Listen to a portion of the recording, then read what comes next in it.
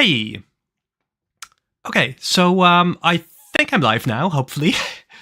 Hi everyone. I see a message from Trishula, I see a message from Macy. Thanks so much for joining. I have no idea like how many people are interested in this, how many people care, but I figured partly I just wanted to hey, most important stream of the generation. Love it. But yeah, partly I just also know I've been kind of neglecting Blue Lock lately, so I also just wanted to make sure that I am keeping in touch a bit, keeping you guys posted. So the story is I recorded the final Sound Euphonium video this afternoon, or this evening, I should say, after work, and I was actually hoping to do it yesterday, but then this is a bit of a silly story. I was sent to the hospital yesterday, like nothing major. I just my GP told me to get my blood tested just to be sure, and so I go there, right? And then they take the blood sample, and they are saying, "Okay, you'll hear in an hour and a half." So I'm sitting there at the hospital and, it's kind of busy. So, whatever. Okay. An hour and a half passes and still no word. Right. So I just kind of keep waiting. I don't want to be that guy. And then like 5 hours later, I do finally go to reception. I tell them, hey, what's the story? And they're like, oh, yeah, actually, we sent the results to your GP directly. So instead of recording this stupid euphonium video, I ended up wasting 5 hours of my life for no good reason. So that's kind of why the delays. But then the goal is to do the editing, hopefully, in the next 3 days, have it out on Monday. And from there, I will finally get back to Blue Lock, which I have genuinely been missing. And I think now is a great time as well to finally do the U20 video, which I know I've been promising for ages. It's honestly like, I remember after my initial Nagi video hit back in, I think this was February 2023, that I was thinking, okay, what would other interesting topics be? And, one of them that came out was my video on Blue Lock's capitalist hellscape, and I had a few other ideas jotted down, some which still haven't materialized. And like kind of on the top of the list was the U20 video.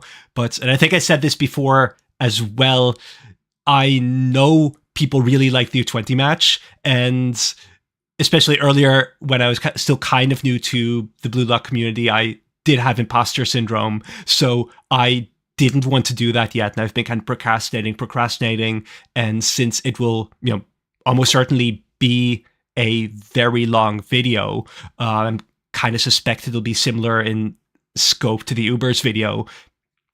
It's also, in terms of just getting consistent stuff out, these long videos just take time, of course. So I think now is a great time. I've got no consistent schedule anyways, so I'm not screwing up anything, get it out as soon as possible. I've got a lot of free time because of the Easter break, so hopefully, I'll finally get that out, and I'm pretty sure you'll enjoy it because I have a lot of notes, I have a lot of ideas. So yeah, hey, Kitty on Mars, glad to have you here. So that's kind of where I'm at, and just thinking, is there anything else channel related? Not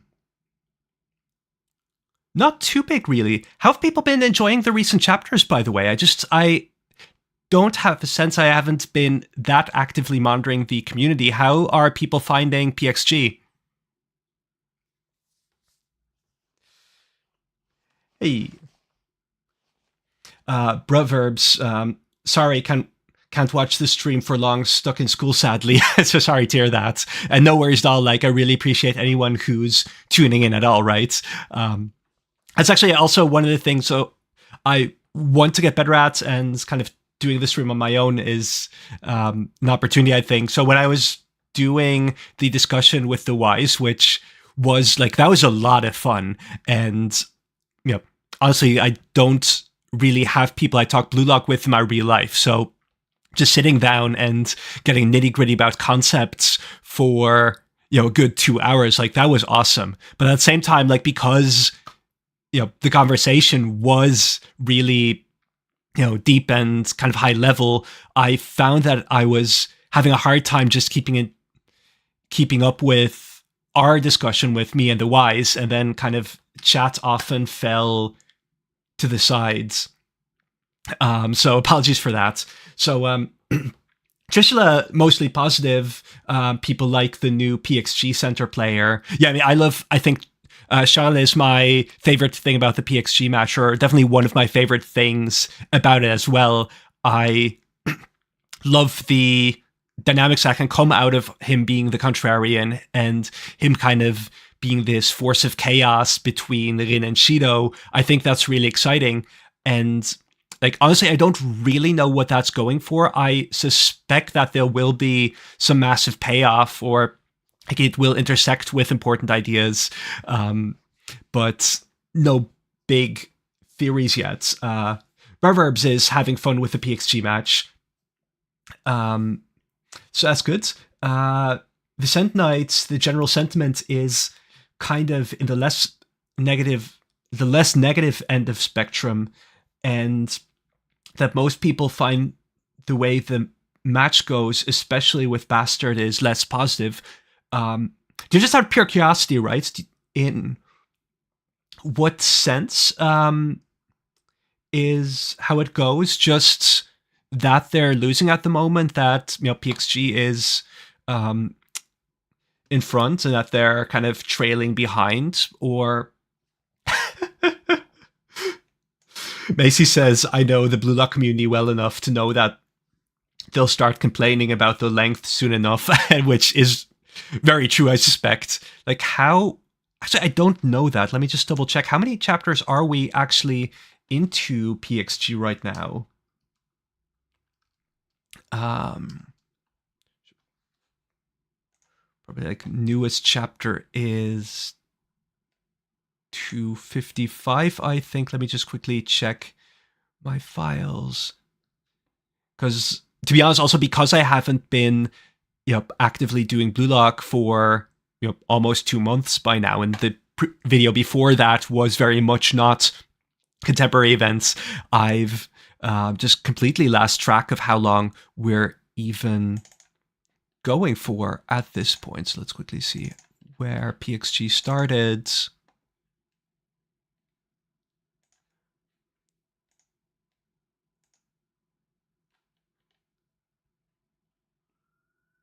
Yeah, so, okay. So newest PXG really started 248, so we're, 7 chapters in. Actually, for some reason, I thought it was going on way longer.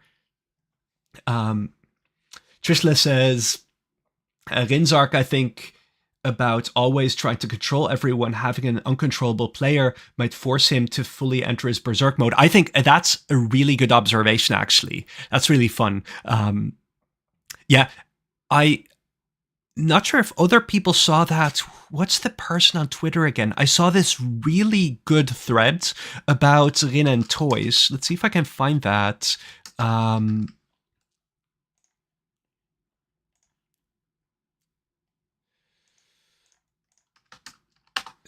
must have bookmarked that. Let's see.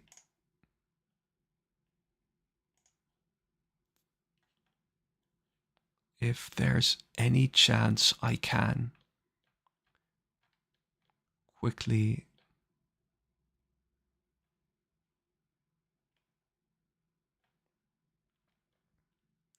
Oh yeah, it's by Kier, by at Katsukir. I'll just kind of post it in here, where basically there's this scene in the U20 match, right, where Rin destroys his toys. That's kind of when he has his outburst against Sai for ruining his life. He cracks the toys, and that's kind of the moment where he becomes this monster, right? He becomes a kind of Godzilla stomping on Tokyo or something. and that's kind of his awakening as Destroyer. He's this monster. And then what I really thought was interesting is Nanase is presented as or no, what's the line is, I'll smash apart all you damn toys. And then you've also got kind of Nanase in there, basically offering himself up as Rin's plaything. So, I mean, just from that, I think there's something going to happen here. Nanase is, I think, pretty screwed up. Anyway, sorry for a tangent. So let's see. Vicente, yeah, Blue Lock community proverbs will find anything to complain about, which, you know, unfortunately is very true.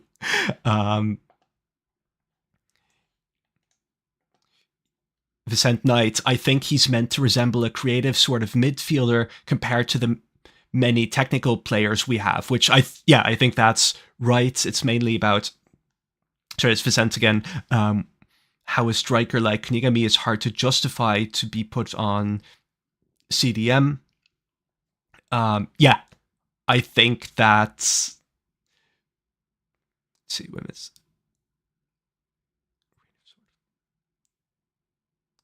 Yeah, I mean, the creative, of course, that also makes sense with why he's matching so well with Shido, because Shido is creation, in especially the U20 match. So there's a good reason why it's not working with Rin yet. But like, I'm sure that we'll get a moment where Rin, of course, surpasses Shido, and then we get his great second goal with probably Charles helping out. So that's exciting. Macy, I caught up during Manshine, yes. I can confirm that the Uber's complaints were also present during Manshine and U20. A lot of people hated the U20 match towards the end, just wanted it to end. Which, yeah, I mean, it's mad. I can imagine that. Even though nowadays, like, I was fortunate enough that I could just binge through all of it, and it's legitimately hype, just chapter after chapter, character moment for every single one of the Blue Lock players. Like, I don't think there's really a lull in the U20 match, if I'm not mistaken. But I guess, you know, Blue Lock is always, the chapters are very short, right? Or there's a lot of action, not that much text, so you fly through them. And if you only get, you know, I don't know, the Nico moment for a week or something like that, which I don't no, that's not true, because the Nico moment is also the same chapter, I think, as Shido's first goal or something. But still, like, you catch my drift. Yeah. No, it's even with the Ubers match for me, like, I also noticed at some point during kind of the middle, especially after Barrow's super goal, it was a bit of a lull for me. The Hiyori stuff was dragging out slightly, but then once you reread it and once you make the videos and everything, then I started to just appreciate the Ubers match more and more. And I might even dare say that it might be, I'm not sure if it's my favorite, but it's definitely top 2, top 3.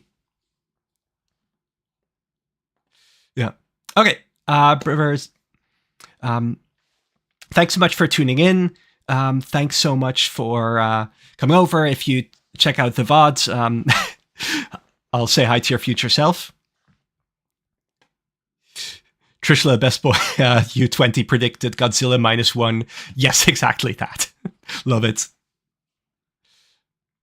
Vicente Knight, it would have been a great opportunity for Raichi to mark Shido, adding to a more present dynamic between himself and Kunigami being former Team Z members. Yeah. I actually really, I didn't suspect that we'd get such a brutal put down of Raichi in the most recent chapter. And I mean, I would love for him to get a character moment. I would love for him to get a bit more than the Ubers match, because he was played up quite a bit in, you know, the chapter before it, when they announced him as like the star of BM's defense. And he did have his moments, but it just wasn't that spectacular. So if he gets more in this match, I would really love that. Macy has another silly observation. I love how they set up VAR as an obstacle with Rin and Isagi's shirt grabbing for Igarashi's eventual moment once he subs in. Oh man. Yeah, I guess that's true. I guess no, you're right. Actually, that is good setup, just in terms of not making it not feel like an ass pull if he does foul Shido. Which, to be honest, I'm not the biggest fan of, just because the chapter preceding the PXG match, or one of the ones preceding it, finally had Igarashi, develop an own ego, find his own way forwards. And I would just kind of be disappointed if it's more cheating. I'd wish that he would get some actual growth and development. But yeah, I mean, it's not, all the signs are, of course, leading up to it. But maybe, I'm coping here. Maybe we could have it that he tries to foul someone, then VAR comes in and it doesn't work out. That'd be kind of brilliant, actually. And then he has to properly go through some character development or something.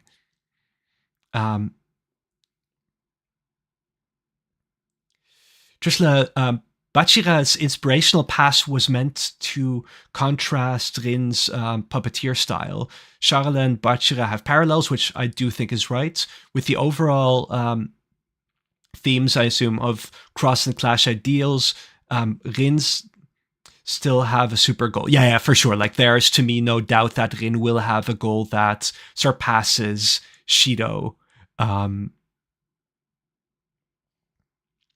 Yeah, Macy, I definitely get that. So they're saying it's always so baffling when I see someone say, we got another nothing chapter, when it's got a dozen of 1v1s and scrambling across the field. It's like they want a goal each chapter. Yeah, I mean, I think that's right. Of course, we're always looking for a big moment, but at the same time, yeah, I mean, there's just obviously chapters that, do a bit more, a bit less for each person, which I think is fair. There's, I said, some weeks where I just wasn't that into it. To be honest, towards the beginning of the PXG match, I wasn't feeling it that much myself, and that might be blasphemy, I'm not sure. But like, when we had the Barcha or Manshine or Ubers matches, one of the cool things for me was the different philosophies that came with the opposing teams, right? So, in the Barcha match, you've got the rationalism of BM versus this free flow creative Spanish style. Then Manshine is really all about how to develop, how to grow, and it's showing different ways different characters are trying to improve themselves. And, that's opposed to Isagi in a way, with the kind of, mind-body dichotomy. And then the Ubers, of course, their coordinated defensive style, all spearheaded by one tactical mastermind. I thought those were really cool ideas. And, of course, also in the Ubers match, the, Baro, will you still love yourself if you aren't a prodigy anymore? Those were some of the highlights for me, because then you can kind of see how the two teams bounce off of each other. And I feel like that's just a bit less the case in PXG until now, because they're really focusing on, okay, this is the showdown of the heavyweights, and so it's more about the individual skills rather than, like, I don't want to say there's no themes, of course, but then a clash of philosophies, and that's definitely one of my favorite parts about Blue Lock, as I assume you will all have picked up on. Yeah, Vicent Knight, I should be more specific. Charles is both a creative and technical outlet for them in the midfield, kind of like some in real life players, for example, Iniesta or Xavi. Yeah, the Blue Lock community is such a strange combination of battle shonen readers, sports manga, and sports fans, which is definitely true. Because, like, I'm not a sports fan myself. I have read some sports manga, but not as many as I think some other Blue Lock fans. So I've read, for example, like my big sin is I haven't read Haiku yet, which is on my list, but the past year I just haven't been able to make as much progress with my reading as before. So I've read Slam Dunk, I've read Shiafuru, I've read uh, Tepu, I've read like If That Counts, Keijo. What else have? I feel like there's like one or two other sports manga, but it's definitely I'm coming more from the battle shonen field myself, and it's definitely you see that in the different ways different content creators are also treating Blue Lock. Like, I could never do something like, Bad Guy from the Air or The Wise or something. So at least I hope that I'm bringing my own value to the table. TDA, is it me or does Gakamaru not have as much ego as other characters? He doesn't care about playing striker or goalkeeper, and he doesn't want to be the best goalkeeper. What type of ego does he have? Yeah, that's a good question. To be honest, I don't think we'll ever get super deep exploration of Gagamaru. If we kind of look at the ego types that Isagi introduced in the recent chapter, I definitely put him up as a individualistic egoist. He is about like he's like Shido in that sense, a full-on reflexive player. He responds rather than he thinks. And yeah, what else?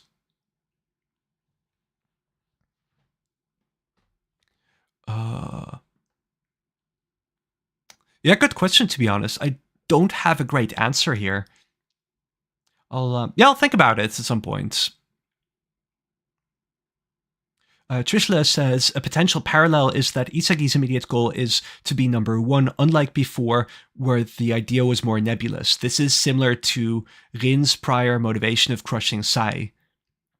Parallel between, not quite sure parallel between what, but I think that is right. That is, Isagi actually has really cool arc throughout the entire NEL, in my opinion, and kind of the whole motion of going through, from not being able to articulate his ideals, his goals, his play style to Noah at the start, to starting to tap into more vision and looking out at the egos of other players, until in the Ubers match we get the natural endpoint of that, namely being so attuned to others that he's able to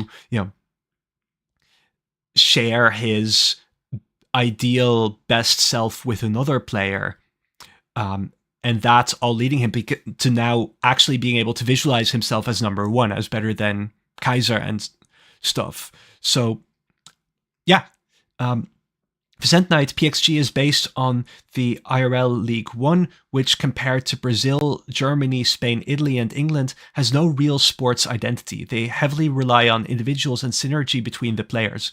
Okay, that's actually really interesting. I didn't know about that. Yeah, then I guess it makes sense that if the real-life French League isn't as distinct as the others, then yeah, obviously, like Kaneshiro can make up whatever he wants, but then it does make sense that you're playing that up a bit less.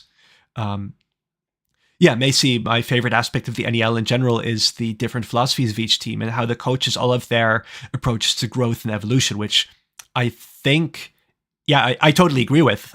For me as well, the idea of introducing new concepts, new philosophies to Blue Lock, I think that's really enriched it. And seeing the ways that the manga is contrasting these different philosophies to those of Blue Lock, and sometimes they come out stronger, sometimes they come out worse. Yeah, it's given, in general, I think the NEL has had the best character writing for Blue Lock, and that's partly because of this, because there is more space for the different characters to develop different ideals and methods. Okay, yeah, Trisla um, followed up, Rin's ultimate move is to let go entirely, whereas Isagi needs control. Chaos versus order is also a theme in PXG. I think Isagi and Rin will have exact opposite evolutions. I really like that, actually. I think that's completely correct. Also, in that Rin is like, yeah, it's once he goes down the deep end, he's driven by his destructive impulses. Whereas, yeah, Isagi is his growth throughout the NEL is always more and more observing the field, more and more. I say that being in tune with the others and making something out of his teammates.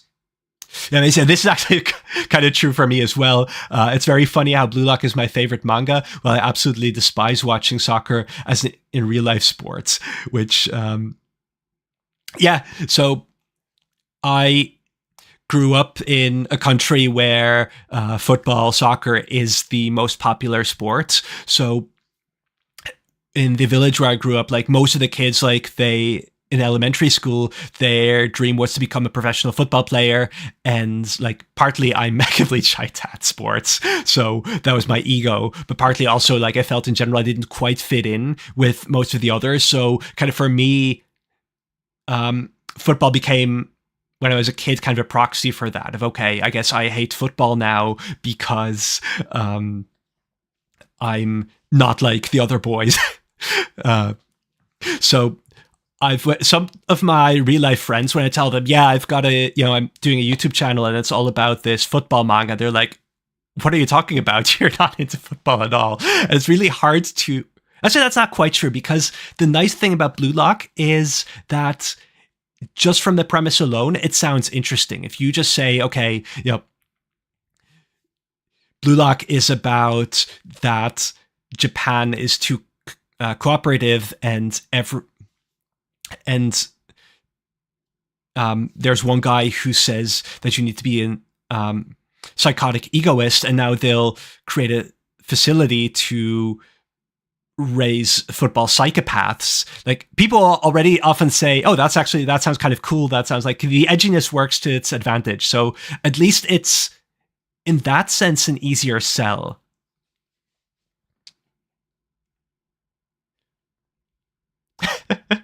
Percent Knights trying to convert Macy, love it. The entirety of the NEL makes so much more sense in certain areas when one has some knowledge of the sport, which I can imagine. Yeah. That's definitely like, even for me, I get some of the surface level illusions. So that's kind of cool. Flower of Purity, where are you from? Actually, I'm relatively new here. So I've said this before. So I live in Ireland right now. I live in Dublin. I don't want to, but I've only lived here for about 6 years. So I'm not Irish. I don't want to disclose like where I grew up, what my nationality is, just because I think I would be Googleable, and I don't necessarily want people, random strangers on the internet finding me on the internet. So sorry about that. Oh, wow. Macy even has a Rin tattoo. Hard to explain to people how I actually don't enjoy the sports. Yeah. It's the same, like, I'm not sure if you saw that, I got this, I was wearing it in my collectivism video. I got this Uber's hat by a merch store called Dali's Merch. So I've been wearing that, now not as much because it's been getting warmer, but I've been wearing it outside quite a bit earlier this year. And I've had a few people who are like, hey, that kind of looks like Juventus. What's the deal? And I'm like, oh, yeah, these are the Ubers. They recently won against Manshine City after a loss against Bastard München, and then just leave it at that and see their confused faces.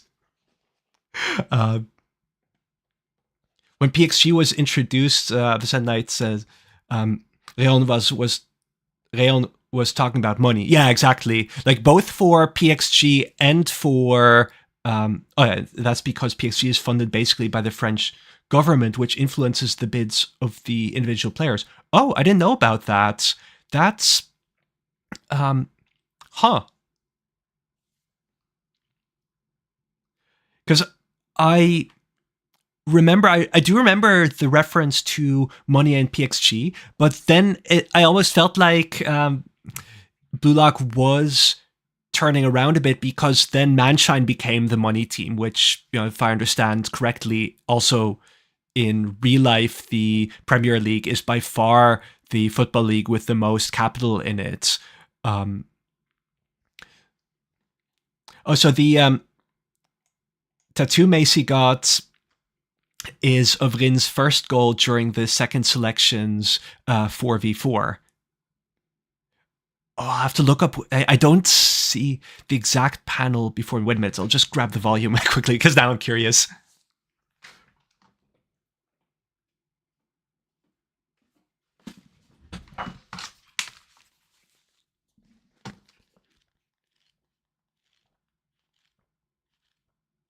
Oh, wait. This is.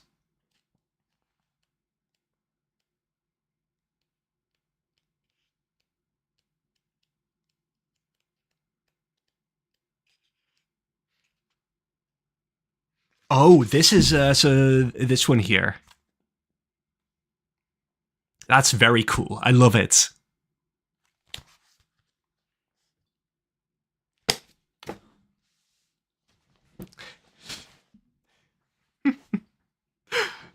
Trishla is speculating I'm secretly from Japan and promoting Blue Lock so they can win the World Cup. No comment.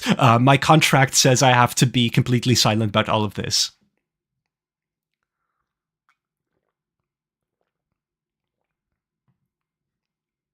Okay, the Zen Knight has a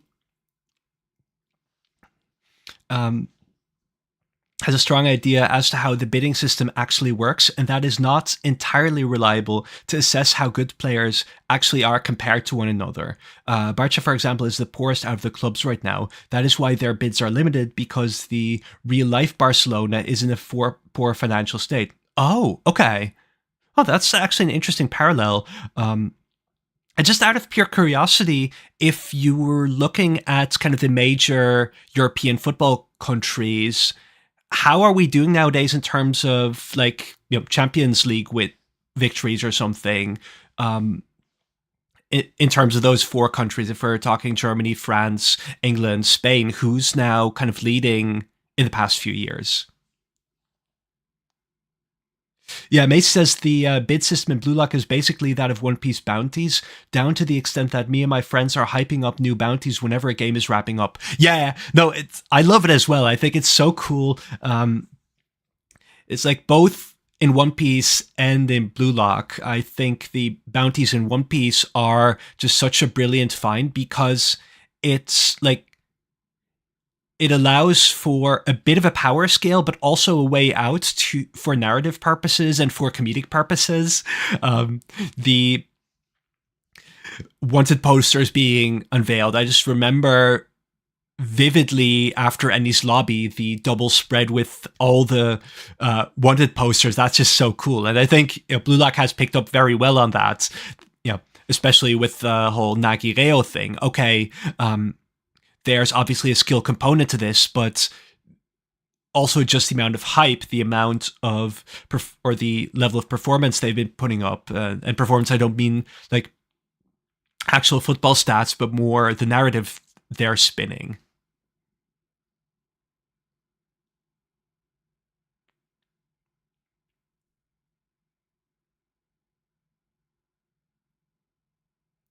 Okay, so Vicente says Manchester and Le Real are the two giants, followed by Bastard and Barça. And Ubers were hit hard. They got screwed over at some point and are hardly part of the current giants. Right, okay, yeah. And also, they also say, I wouldn't necessarily say so, since the bounties in One Piece are done by one central system, whereas in Blue Lock, Barca, for example, can't make massive bids like PXG. Which I mean is true, but there's at the same time anyone can bid for Barca players, right? At least as far as I understand, you like let's say if PXG really liked Bachira, they could just put in a higher bid for Bachira than Barca did, and that would be within the parameters um, of the bidding system. It's kind of just that Blue Lock likes to push the agenda, or at least that's kind of I'm assuming that certain players are really fitting in well with their team, and that's why those specific teams are given the players, given the highest bids, regardless of their actual capital investments. Flower of Purity, how or when do you guys think Blue Lock will finish? So I'm in two minds about that, right? Because I think the NEL will be over this year, and then we're getting the U20 World Cup. And the big question for me is, will the U20 World Cup be the final arc, or will there be another actual World Cup arc afterwards? And I can see either, really, if only because I do feel like the NEL has really had a lot of the Blue Lock characters consolidating their character arcs. So I'm especially kind of thinking about Bachira, Barrow. I kind of suspect also Hiyori after the PXG match. So I can't really... And Blue Lock is very consistent in giving its major characters major character moments every arc. So I can't really see a lot of future arcs with a lot of moments for each of the characters. So that's kind of why I'm myself leaning towards either one arc or a very short U20 World Cup followed by a more extensive World Cup arc, maybe with like a training segment in the middle. So I've been wondering if there will be, you could see that after, a string of successes in the NEL, Isagi will have a massive fall in the U20 World Cup. They might be eliminated after the first round or something. I mean, I know the wise been chatting about these kind of things wouldn't agree with me because there's fair reasons to suspect that no, Isagi's string of victories is earned because he's really been consolidating his ego. And then I guess you could just say the U20 World Cup is the victory, and then you get an epilogue afterwards.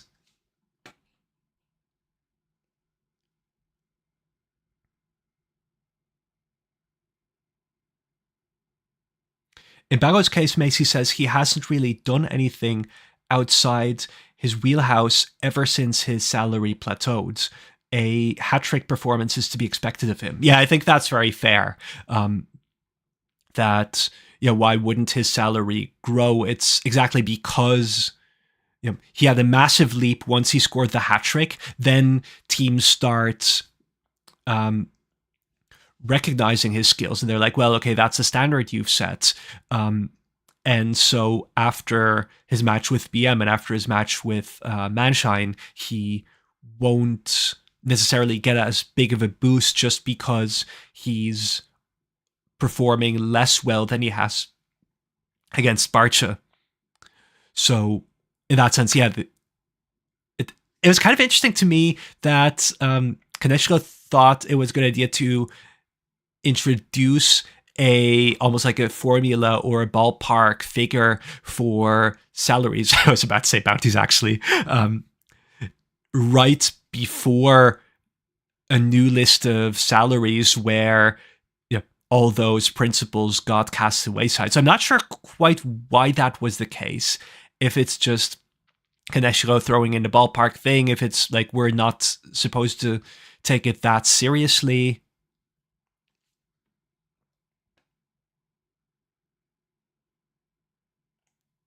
Vicent Knight, Bachelors, and I actually just seeing also that, like, I'm having a lot of fun chatting with you guys, but I should also at some point jump to the actual topic. So I'll do 5 more minutes and then I'll move to the fascist soccer show, if that's all right. Um, Bachira is not favored by their league or by their own system. They would rather poach Bachira once he actually established himself as a player and made his debut in the actual leagues. Also, they're U20 players. They rarely get poached up from their home clubs until like their 20s. That's how it is in real life usually. Oh, okay, that's interesting. Yeah. Guess it is right that, you know, this is like, it's a nice opportunity to scout for fresh talents, but not worth getting worked up for with, teenagers essentially. That makes sense. Yeah. Macy, the ending will 100% be the final match of the regular World Cup against France with Noah, Loki, and Charles. Yeah, I love that. That would be really great. That, yeah, I mean, the Noah versus Isagi, it really has to happen, right? Because you can't become the world's best striker without surpassing the previous world's best. So yeah. Vicente Knight also commenting for the Barrow stuff, in addition to, him having hit a standard. They've already secured Barrow. They're confident in the fact that other teams won't take their king. Yeah, that makes sense. Exactly.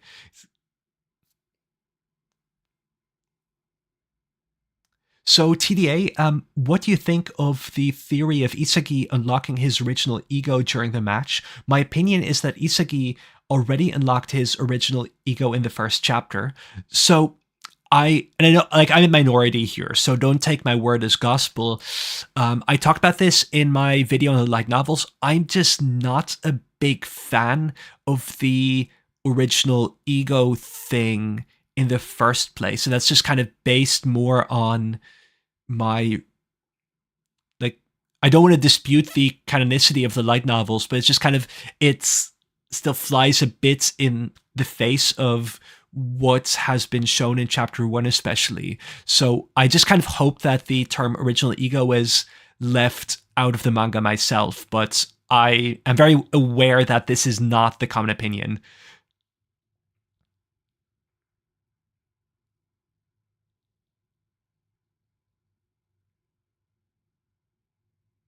Yeah, I think that's right, Vicent Knight. The average of salaries is unreliable because Kuruna is a player and not a businessman.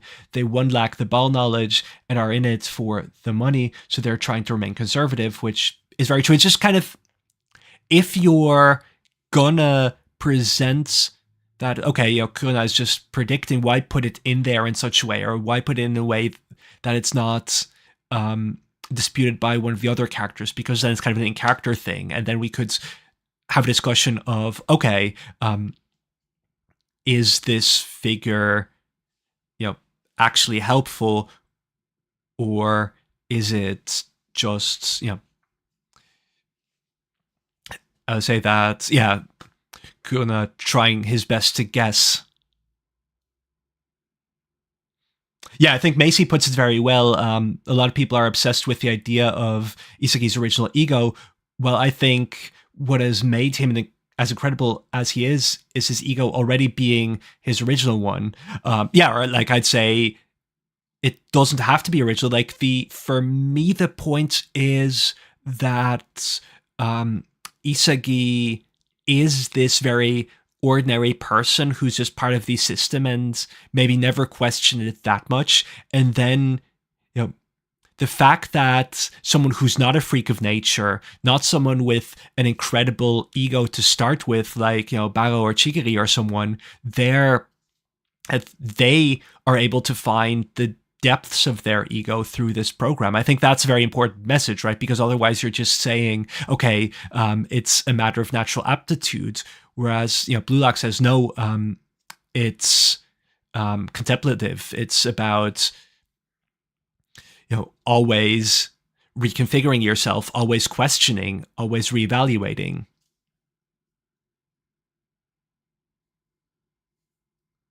Yeah, Trisha Live.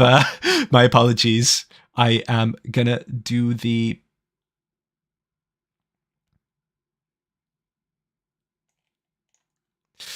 Yep, time to switch over to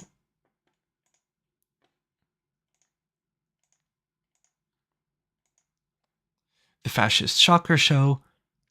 So I have no idea how this is going to be with audio, so please let me know if this is too loud, too soft for audio versus of the YouTube video versus my own. Today's video was... And I'll put it on some more speed. I'll put on 1.5. So yeah, just as a quick introduction, also why I'm doing this. I mean, partly just I thought it's fun. Also, to be honest, when I first viewed this, and I think I viewed it in the first few days that the video was up, I did genuinely have a crisis of faith, to be honest, of like, okay, because I accept a bunch of stuff in this, and then like, but I'm not a fascist, and I am promoting Blue Lock. Should I really be doing that? And actually, like, this one video is what brought about the entire collectivism video, because then I said, okay, what I should do is some soul searching. I should actually see. So I already felt when I watched this that, so there's a lot of interesting things, but what it really misses is looking at Blue Lock from a Japanese context. And at the time I was especially thinking, okay, but Japan was a nation with a nationalistic fascist past, whatever you call it. And that just seemed like a major hole in this. Okay, if you have that history, what does it mean to have certain fascist ideas? And then it's like, I actually thought I was going to talk about nationalism a lot more than I did in the collectivism video.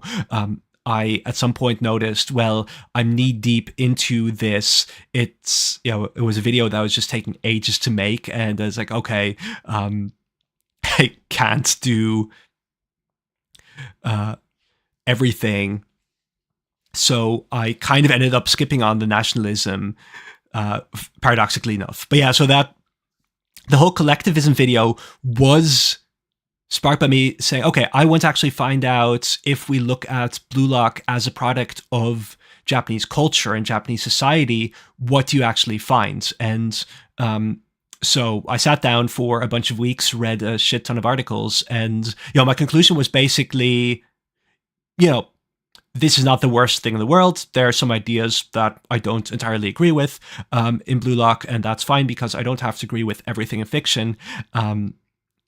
And that there's a lot of stuff, and I think I'll pull that up once you read it, where, like, yes, you can see it as, quote unquote fascist, but also there are alternative interpretations, and there's in some cases interpretations which I think are more how I say that they're more intuitive. They're kind of Oxham's razor, more what's the word again?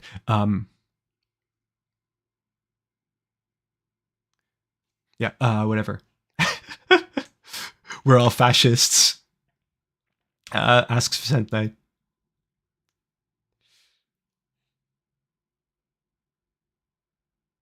Okay, so anyways, that's a bit of a preamble. Time for the Fascist Soccer Show.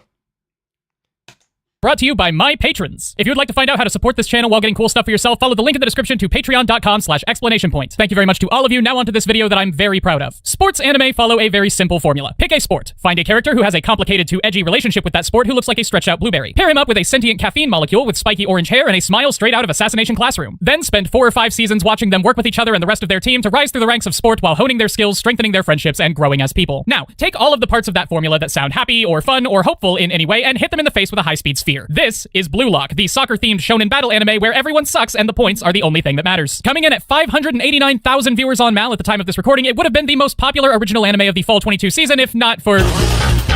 It asks a very important question. What if sports anime, but morally bad? What if every character were an egotistical douche-ass, hell-bent on proving that they're sport king and that everyone else is lowly sport peasant, unworthy even of eating sport dirt? And what if the whole thing were dripping with highly uncomfortable fascist overtones to the point where they stop being overtones and start just being the music? Well, then we would have Blue Lock, which I am affectionately but accurately calling the Fascist Soccer Show. I love how I called affectionately the fascist soccer show. But anyways, so that's kind of the introduction. Not too much to say because obviously the point still needs to be made. Yeah, Macy says, I think that's true. I actually really enjoyed this video a lot. I feel like people often misconstrue observations of problematic imagery and content in media for insults at the fandom's character and competence, which is definitely true. That, you know, a work of fiction that portrays bad things or has morally ambiguous stories doesn't mean that consuming it makes you a bad person, or, you know, whatever. That's, yeah, there's definitely, or we'll see that there's, you know, aspects that seem kind of fascist in Blue Lock, but that doesn't obviously mean that Blue Lock is trying to convert you, although, you know, well, we'll get to it in a moment. I am aware that fascist is a word that breaks down discussions. It seems that no government or person or piece of media can be accused of having fascist tendencies unless they are actively killing people for racist reasons right now, and, you know, sometimes even if they are. So just to be clear on what I'm talking about when I say that Blue Lock is fascist, I do not mean that the manga itself is real-world fascist propaganda. I don't think it's great, ethically, but God knows it's not worse than, like, Rising of the Shield Hero or Mushoku Tensei. I also do not mean that Muneyuki Kaneshiro, the author, is a fascist, or that you are a fascist for liking it. What I mean mostly is that Jinpachi Igo, the director of the Blue Lock program within the manga, uses techniques that are commonly associated with fascist propaganda to frighten the listless and insecure young men in his thrall to sacrifice their lives and bodies for the advancement of his own goals, all under the guise of patriotism and self-improvement. As an Yeah, and I think this is important, right? And I feel like some of the more knee-jerk responses to this have kind of ignored that or kind of glossed over, you know, the distinction that's being made. So, yeah. Line an overview of different fascist propaganda techniques. I will be using the book How Fascism Works, the Politics. Hey, Dan, the Wise has joined in. Love to see you. Actually, can I... So I was actually looking into this book also for the collectivism video, the How Fascism Works, which Explanation Points is really using as, you know, the guidelines.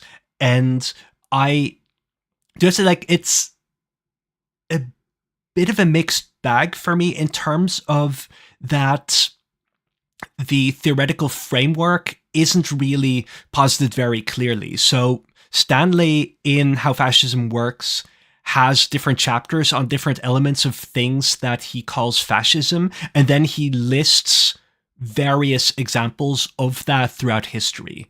And the question, of course, is, you know, on what basis do you call things fascist?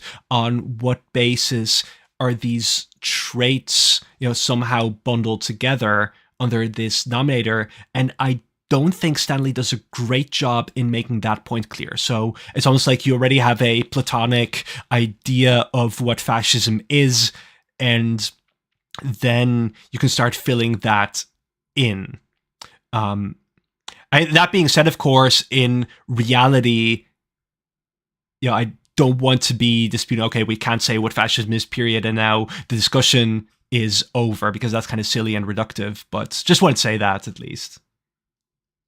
Of Us and Them by Jason Stanley. It is a direct and accessible overview of the various methods that fascists have been using to ensnare people for more than a century. As I go over these points, though, keep in mind that fascism is a real political ideology that is designed to work in the real world, and that this is a video about a cartoon about soccer. The rhetoric used to manipulate real-life Nazis is not going to line up one-to-one with the rhetoric used by Jinpachi Igo to manipulate fictional high school ball hogs. But there are enough similarities and direct comparisons that I felt like this video should be made, so I made it. And without further ado, here we go. The cornerstone of fascist propaganda is the creation of what Stanley calls the mythic past. The good old days when men were men, when our country was great, when women shut their mouths and that lazy minority we hate either knew their place or didn't exist. Naturally, those times were not actually all that great, especially if you were not male or part of the majority ethnic or religious group, but that does not matter. The lie is what matters. The lie of some glorious age where everyone who is like you lived like a king, where you were respected just for existing, where women listened to you and you could get a job without any of that pesky school learning. Unlike now, when greedy liberals have thrown the economy in the toilet and women and gays and racial minorities are all chipping away at your hard-earned rights and making life harder for you day by miserable day. The past was better. The past was golden, and we can get there again. Right away we hit a snag. Japan might have many time periods that a traditional fascist could point to and call the good old days, but they certainly do not have some long-lost age of soccer supremacy. And since every person who's participating in Blue Lock is presumably a huge soccer fan, they would know that. The closest we get to harkening back to a lost age of soccer is this clip.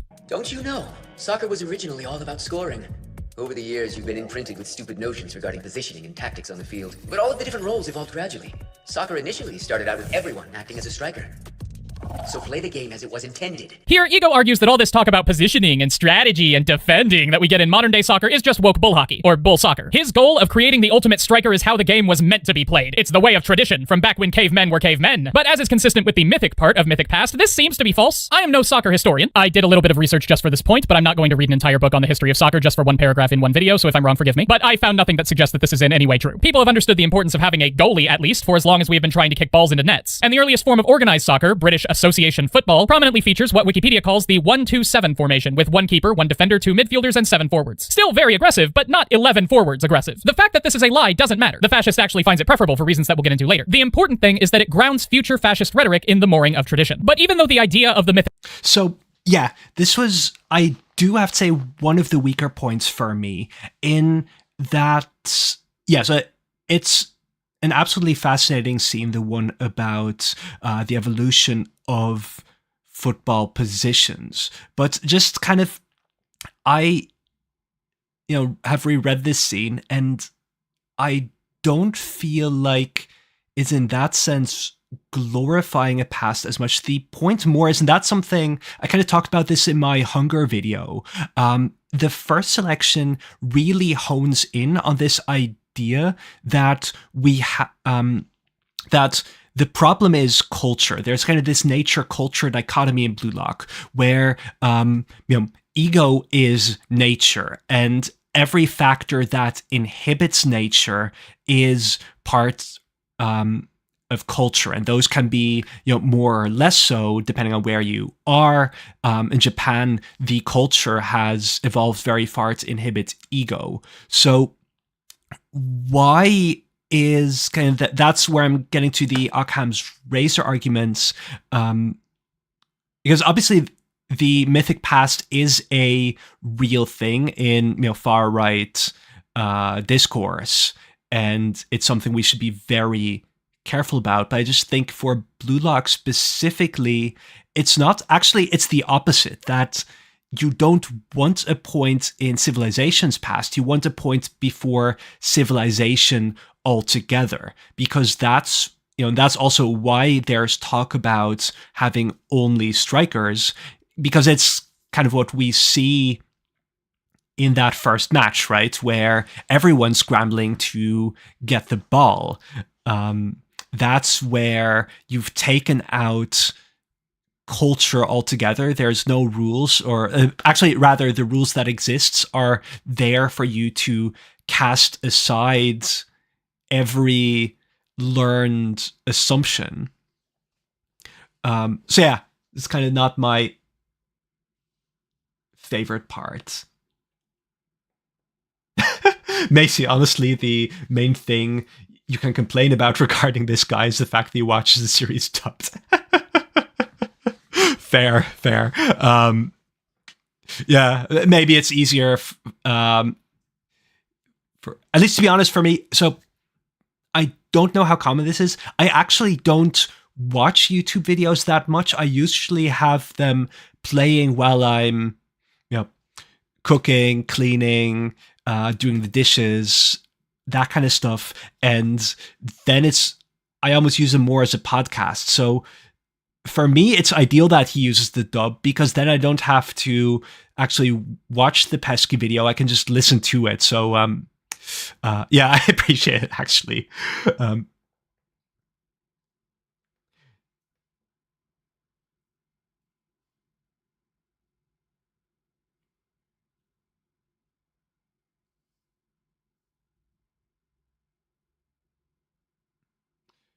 Yeah,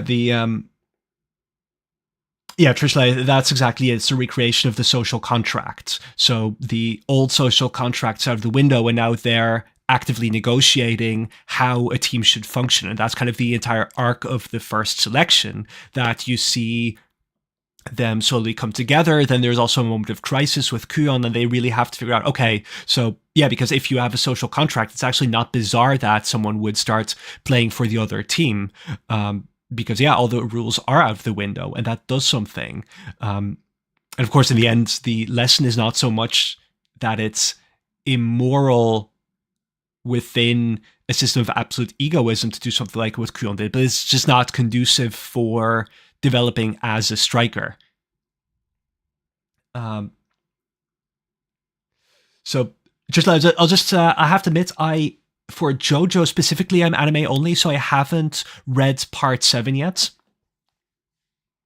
Although it is kind of on my list because I know part 7 is the part that everyone really loves, and that it's apparently like leagues ahead in terms of writing than the other 6 parts. So I am curious to, someday either read or see it whenever an anime comes out.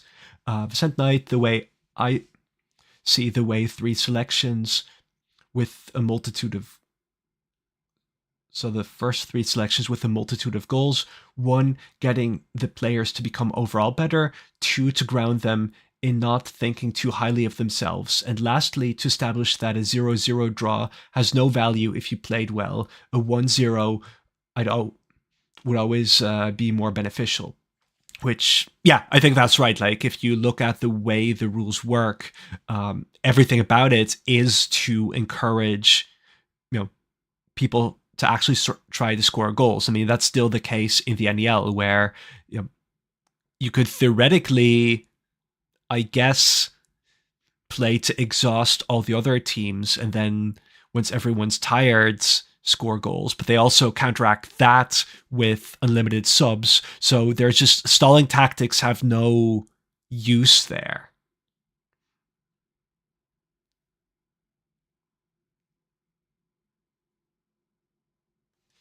Okay, so the cast doesn't line up one-to-one with Blue Lock's propaganda, there is an important element of it that does show up very frequently, and that is the glorification of the patriarchal family. Fascism relies on the creation of in-groups and out-groups. In-groups can consist of any number of factors. They are Buddhists in Myanmar, Hutus in Rwanda, Muslims in Turkey. But regardless of the ethnic or religious divisions that the fascist chooses to exploit, Stanley cites that there is always one factor that is consistent across all fascist social propaganda: the glorification of the traditional nuclear family with the father as the leader. Every single mythic past in every fascist movement ever harkens back to a time when the capital F father was at the head of the family where he belongs, respected by his heterosexual and monogamous wife who cleans his house and bears his children and never complains or votes. His word is law, his whim unchallenged. Fascism puts a huge emphasis on the idea of the strong leader who acts unilaterally without input from any of the know-nothing yuppies who will water down his decisions and gum up the works for everyone. And this idea is firmly present in Blue Lock. We just replace family with team and father with striker. What we need is a solitary hero. All it takes is one outstanding player to create a spiral of rivalry. Soccer exists exclusively for strikers. Fascist propaganda chooses its target demographic very carefully, and that demographic is always, primarily, young men. There is a reason this show is not about women's soccer. Cisgender men of the majority racial and religious group are the only people who stand to lose anything at all from growing social equality. And the anxiety caused by those perceived and actual attacks to their superior social position can cause a lot of issues for people who are used to being on top. Fascist systems allegedly seek to restore a natural hierarchy. It is a might makes right system of governance, wherein the strongest and most effective leader should have the right to lead. In Blue Lock, that leader is the striker. Whether it is Baro kicking his team into shape in the first selection, or Isagi making 0 into 1, or Rin Itoshi being himself. As someone who admittedly knows nothing about soccer, even I am aware that striking is an essential part of any winning strategy. But from what I understand, the important thing is not the striker, but the strike. Sure, soccer teams exist to score goals, and the striker does the scoring, but Blue Lock treats the striker like the only important member of the team, arguing even that they should prioritize their own glory and desires over winning the game. The first scene of the show is Isagi playing in his high school's championship game, ready to score the game-winning point, but his shot is unclear. He has a teammate who is completely open, so he makes the obvious move and passes the ball. Ego brings up this exact situation before saying that it would take an insane egoist to make that shot instead of passing, which is, of course, true, because making that shot yourself when your teammate is open is the wrong move if your goal is to win the game. It is only the right move if your goal is to mitigate your own insecurities and make yourself feel like a super special boy who can impose his will on the world without exposing himself to all of the necessary vulnerabilities that crop up when you rely on other people. But this seems to be what...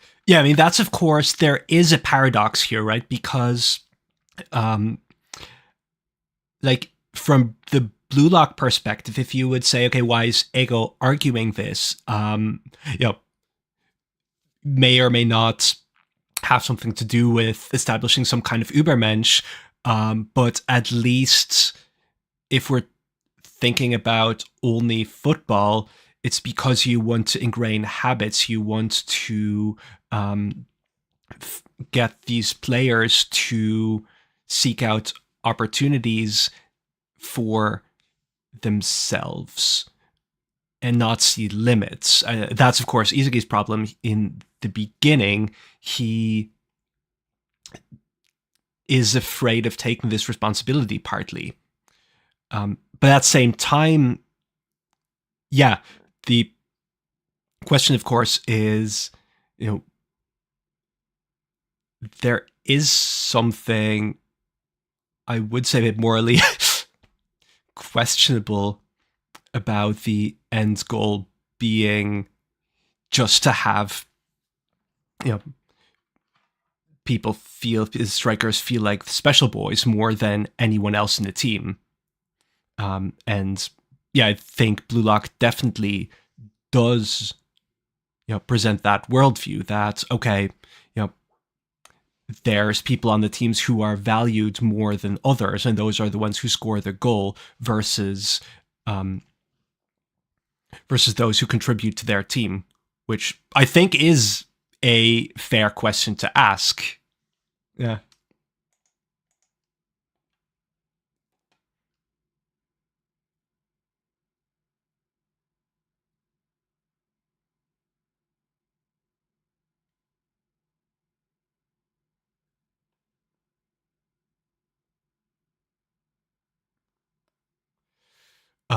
Yeah, I mean, Trisla asked this as well. Doesn't the Uber's match go against this? He's anime only, and that sometimes I think it is true that is what's actually funny about Blue Lock is for a series about egoism, it's surprisingly obsessed with duos.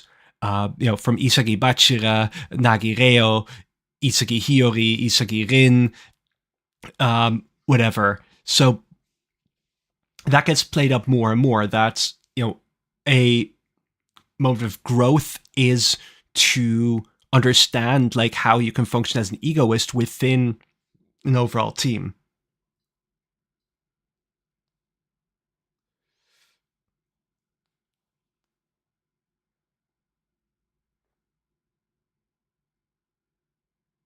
Yeah, the wise, I think that football is not fair from its construct and how it has developed, nor will it ever be. The big thing is that football is about scoring goals, but instead of having everyone go for goals, why not have specific people with their own expertise to lead a goal? So naturally strikers, which of course, yeah, that makes sense. Like, you want to train the people who are the best at every certain skill.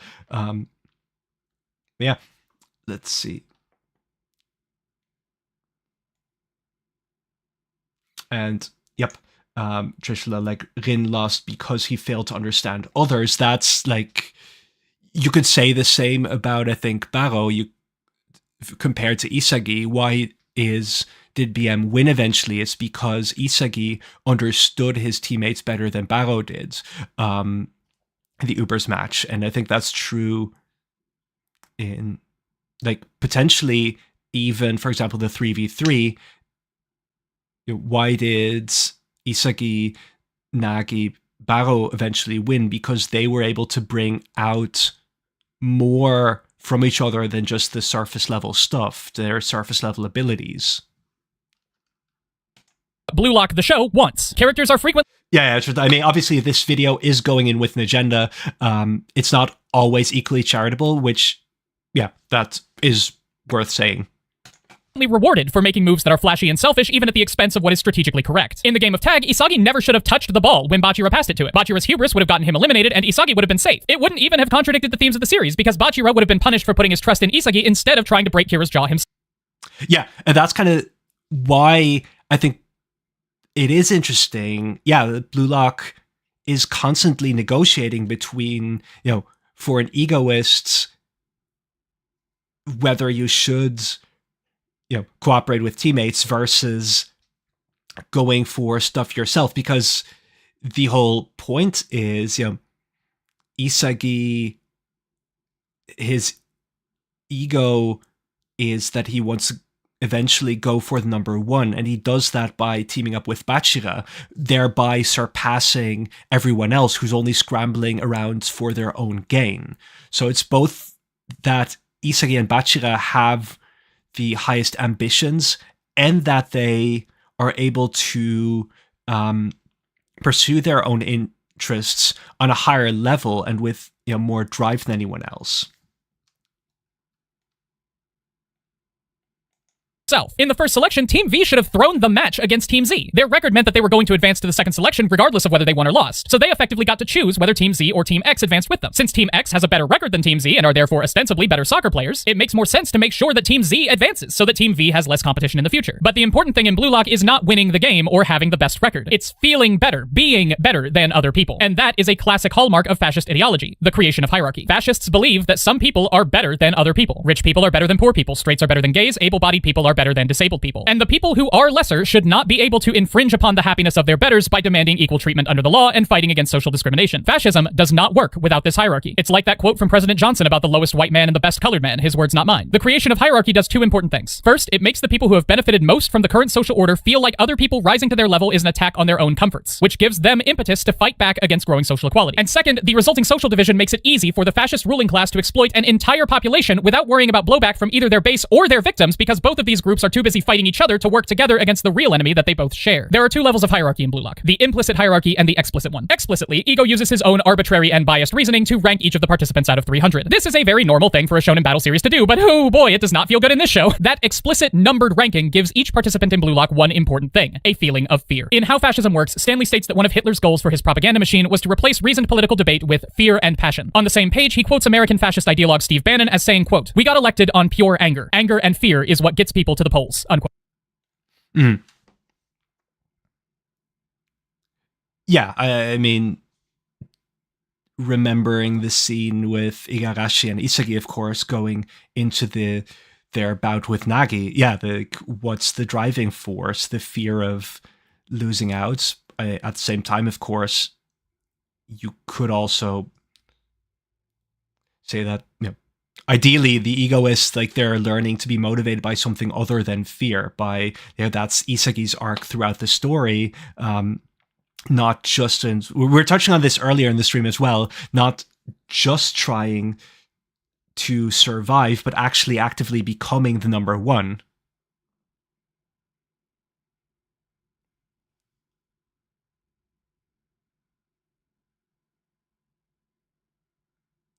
So quickly looking at chat.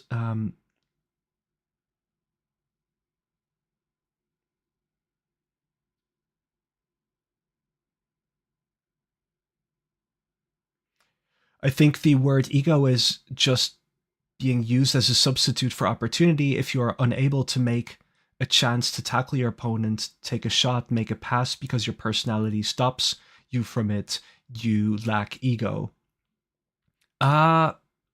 So I see the entirety of Blue Lock as a game of opportunity and how to make the best of said opportunities. If you get an opportunity to crush an entire team like how Yuki did, people expect to see that more frequently, like the way Lionel Messi does every game he plays in. He makes many solo runs.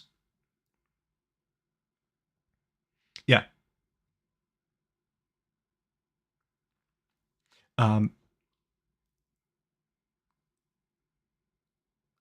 Partly, yes, definitely. That in terms of, the, growth, especially of Isagi, is always finding what he lacks, where he could improve in what aspects. And that can be anything from the way he's looking around the field to the way he's maneuvering to, his actual shots. Yeah, Macy, the main thing I'd like to emphasize once again about this video is that these are not observations you can make with a cursory glance. You can tell he's put a lot of thought into it. This isn't just a silly rage bait video to get clicks or someone fundamentally misunderstanding the writing at its core. Yeah, no, I completely agree with this. Like, why am I engaging with this? I've seen plenty of trash takes, and those I wouldn't spend an hour responding to. This is someone who is clearly doing the reading and who has gone in like with a gut feeling and then, really found different ways to tie in that together. Yeah, this is above average, but it isn't complete, says Trishula. Yeah, that's I think right. And obviously no take is ever complete because you can always view anything from different angles. But yeah, the question of course is, like, assuming you're reading Blue Lock, from the lens of fascism, how successful is this specific video. So yeah, let's continue. Having that number on your arm lets each character know exactly where they stand in Blue Lock's hierarchy. Anger comes from knowing how inferior you are compared to other people and how far you have left to go. Yes, we do see Isagi calmly assessing his talents and making rational decisions about what he has to do to improve his abilities as a striker, but only after we see that. Fear comes from knowing how many people below them are gunning for their position and what happens if they get it. Isagi and Igarashi actually have this conversation in episode 8, where they discuss how fear makes them grow stronger and keeps them fighting, which just shows how well they have been manipulated into believing that they are bettering themselves when actually they are only working to further Ego's own personal goals. But the hierarchy at Blue Lock— But they are bettering themselves, let's not be real. Like, the Isagi crying out in despair is because at the time he didn't know how to improve. Like, he'd lost because the system failed him, and because the system is so all-encompassing, he didn't see a way out. And then Blue Lock offered him a framework of how to actually better and how to find more satisfaction in playing football, right? I mean, that's one of the things I think it's mostly from the NEL, but even before that, what Isagi says constantly is how much fun he's having with improving himself, bettering himself, facing off against incredibly skilled opponents.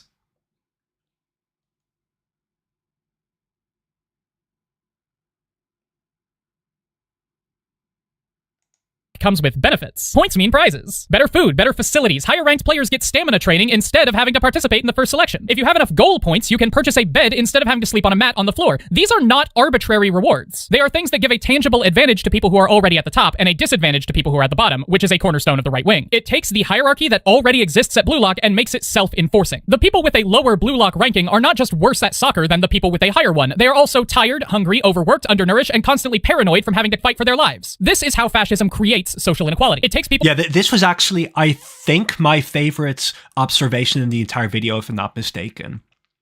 Which just really made me rethink the entire, context of the first selection and the way the rewards worked. It's just like, yeah.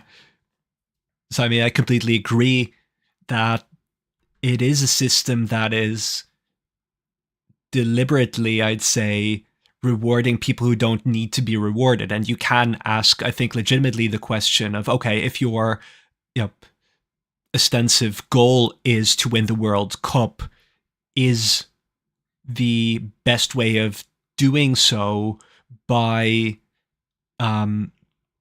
taking away opportunities from parts of your participants fairly quickly?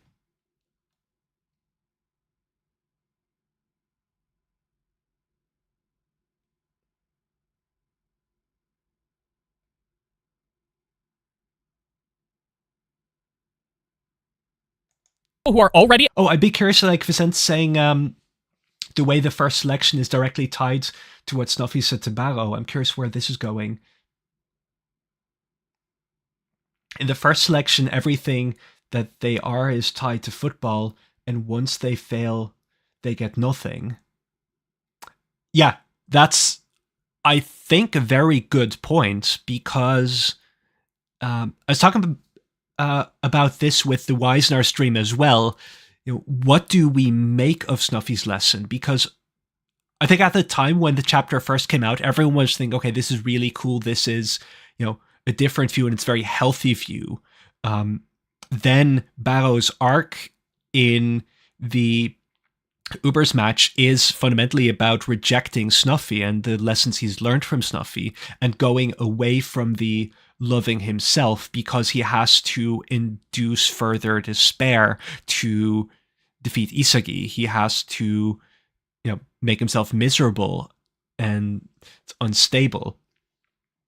And I'm not sure, where that's going.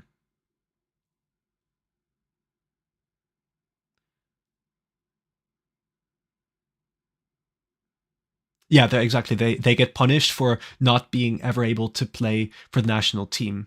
However, action of consequences, if you're not good enough, you will not make the cut. Which, of course, that's like if you want to create a good football player, you can't coddle everyone. There's two extremes, because indeed it's,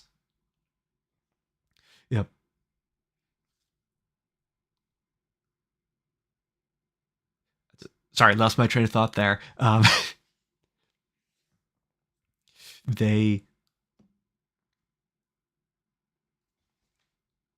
However, active consequence, if you aren't good enough, you won't make the cut. Barrow's opposition to Snuffy is right and wrong. Yeah, exactly. That's the paradox, and what's makes that for me one of the best chapters in the series, to be honest, just because it's like by far the most morally complex, the most philosophically complex moment in the series.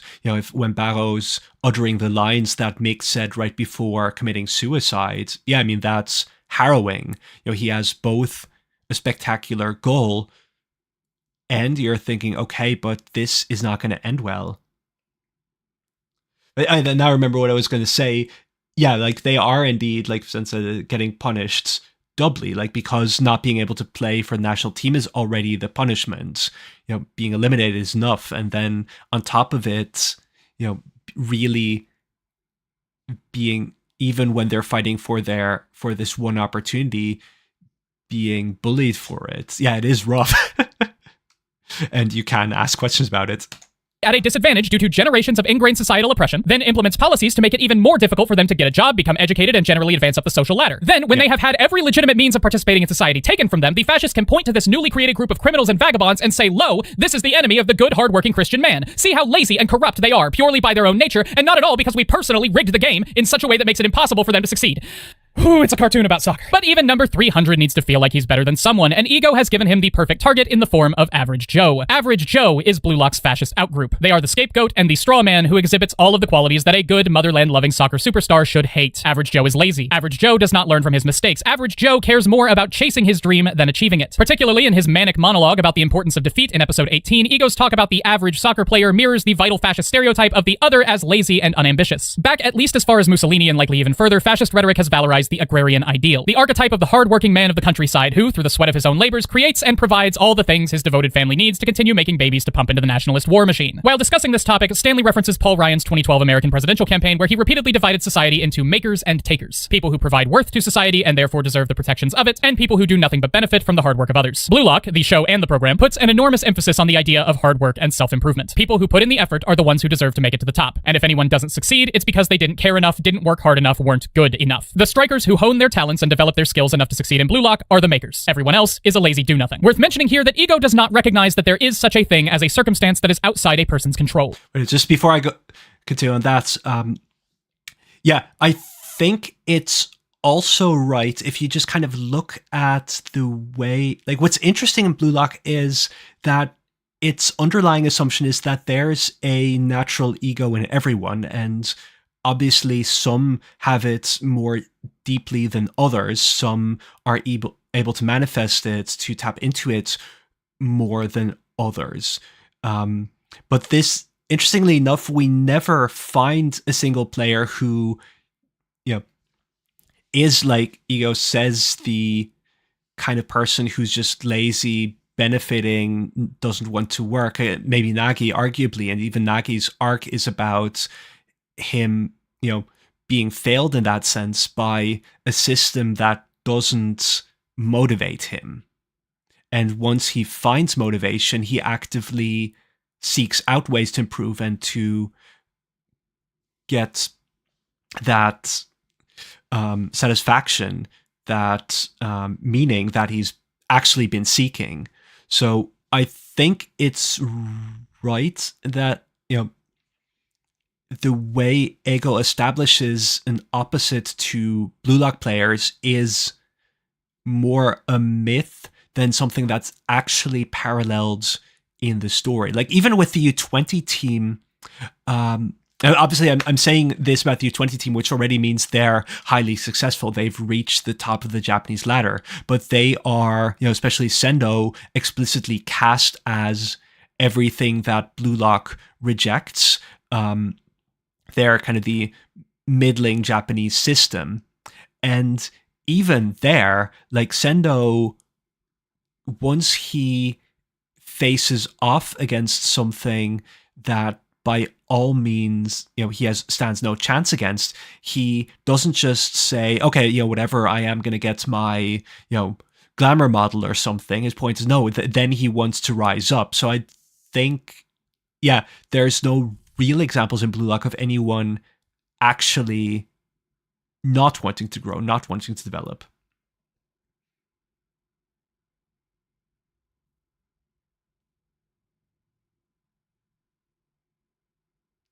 Yeah, exactly what Macy said.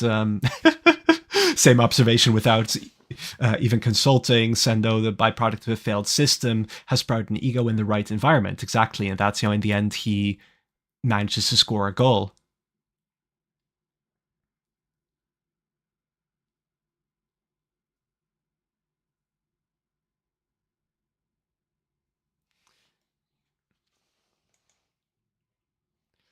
Send Knight will just kind of get.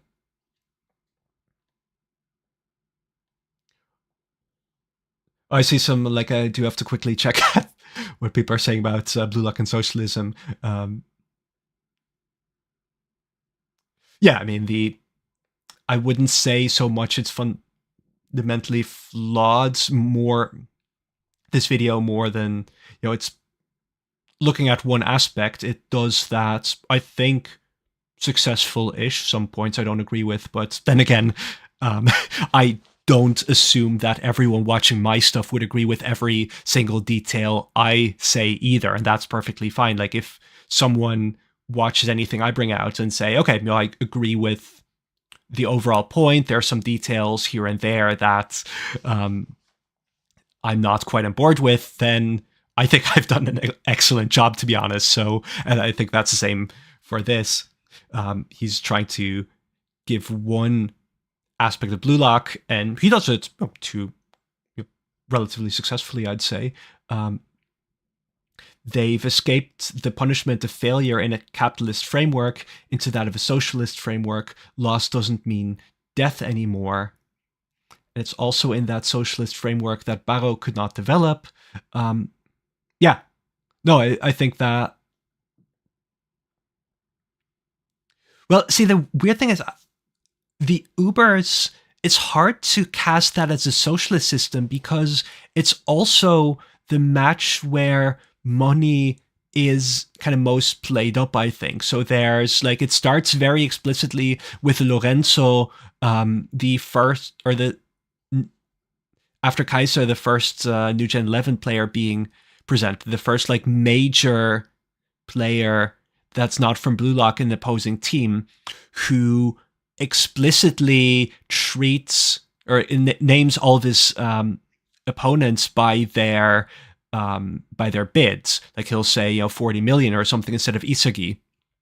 And kind of the way I read it is, partly, of course, he has his upbringing, but partly it's the reality of being a pro, that now football is becoming more about money. And then we get a narrative of Snuffy tapping into the dark side of capitalism in football until he goes down the deep end. So paradoxically, there is, like, the further you get into the story, the more the power of money actually matters. So I'm not quite sure if I'd say it as rejecting capitalism, as it's socialist indeed in the way that it's building a network, a support net for its players. It's giving everyone a role.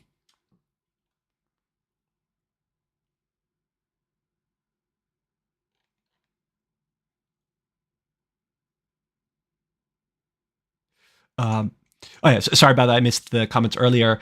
Macy says, I'd love to see his analysis of the NEL, since that's basically Blue Lock after reaching the fascist ideal that is impossible in a regular framework.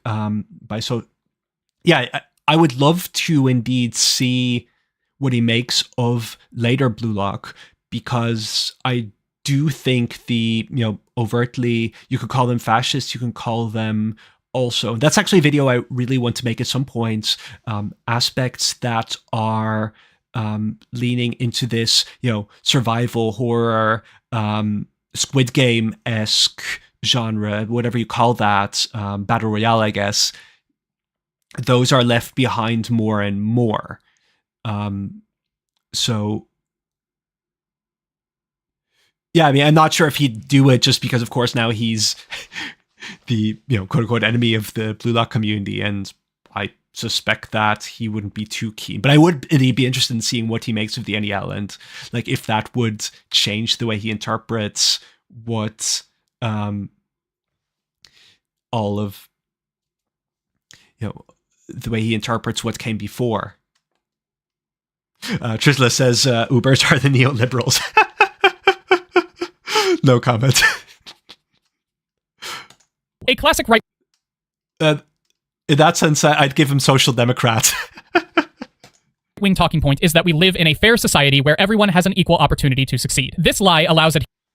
The only reason for Sentinite why Macy isn't just my alt account is because I, in no way, shape, or form, am good enough at multitasking to speak to the stream while also putting in chat messages.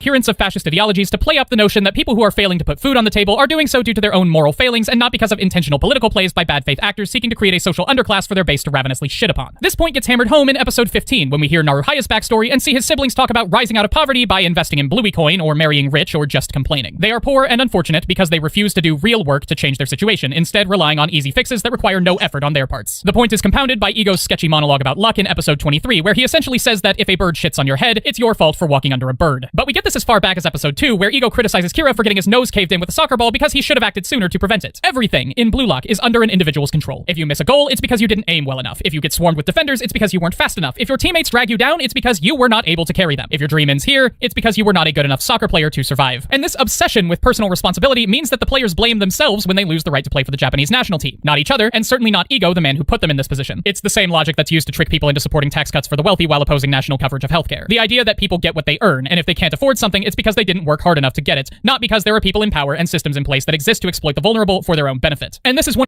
This is Prey, right? Blue Lock definitely plays into this very heavily, the idea that everything is under your control, and I sure hope that most people don't subscribe to that to this extent, because it does seem like a very, unhealthy life philosophy, I guess, if everything that happens to you is your own moral failing, everything that goes wrong.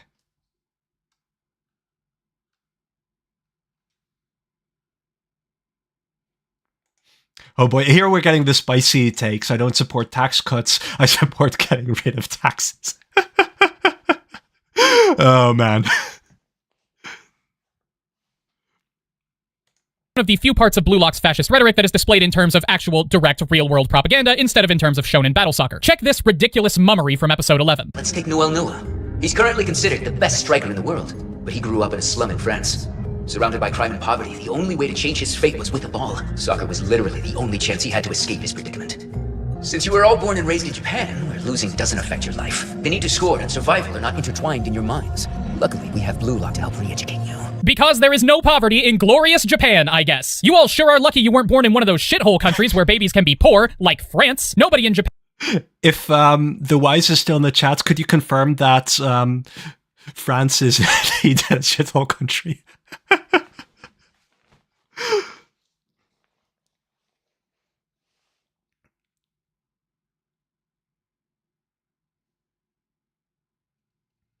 Yeah, exactly, Macy. It's 100% accurate of what Blue Lock's message is. Of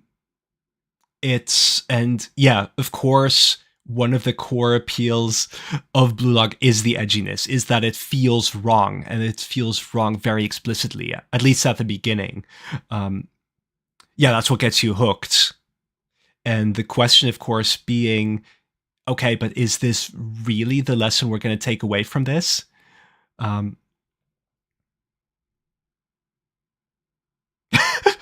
Said night, yes, Francis.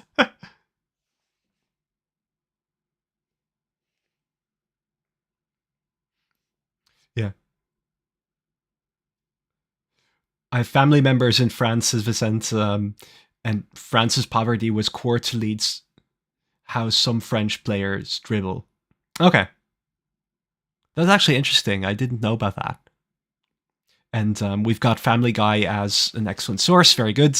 I'm glad we're having only the highest academic standards here. Okay, so for Brazil, for example, flair is key. They do tricks with the ball, which means most Brazilians have good ball control and dribbling. Yeah. Okay. Oh, actually, I'm sure there's going to be a follow-up here.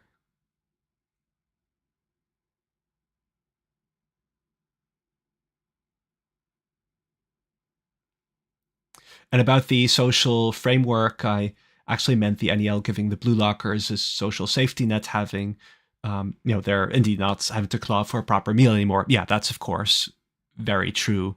You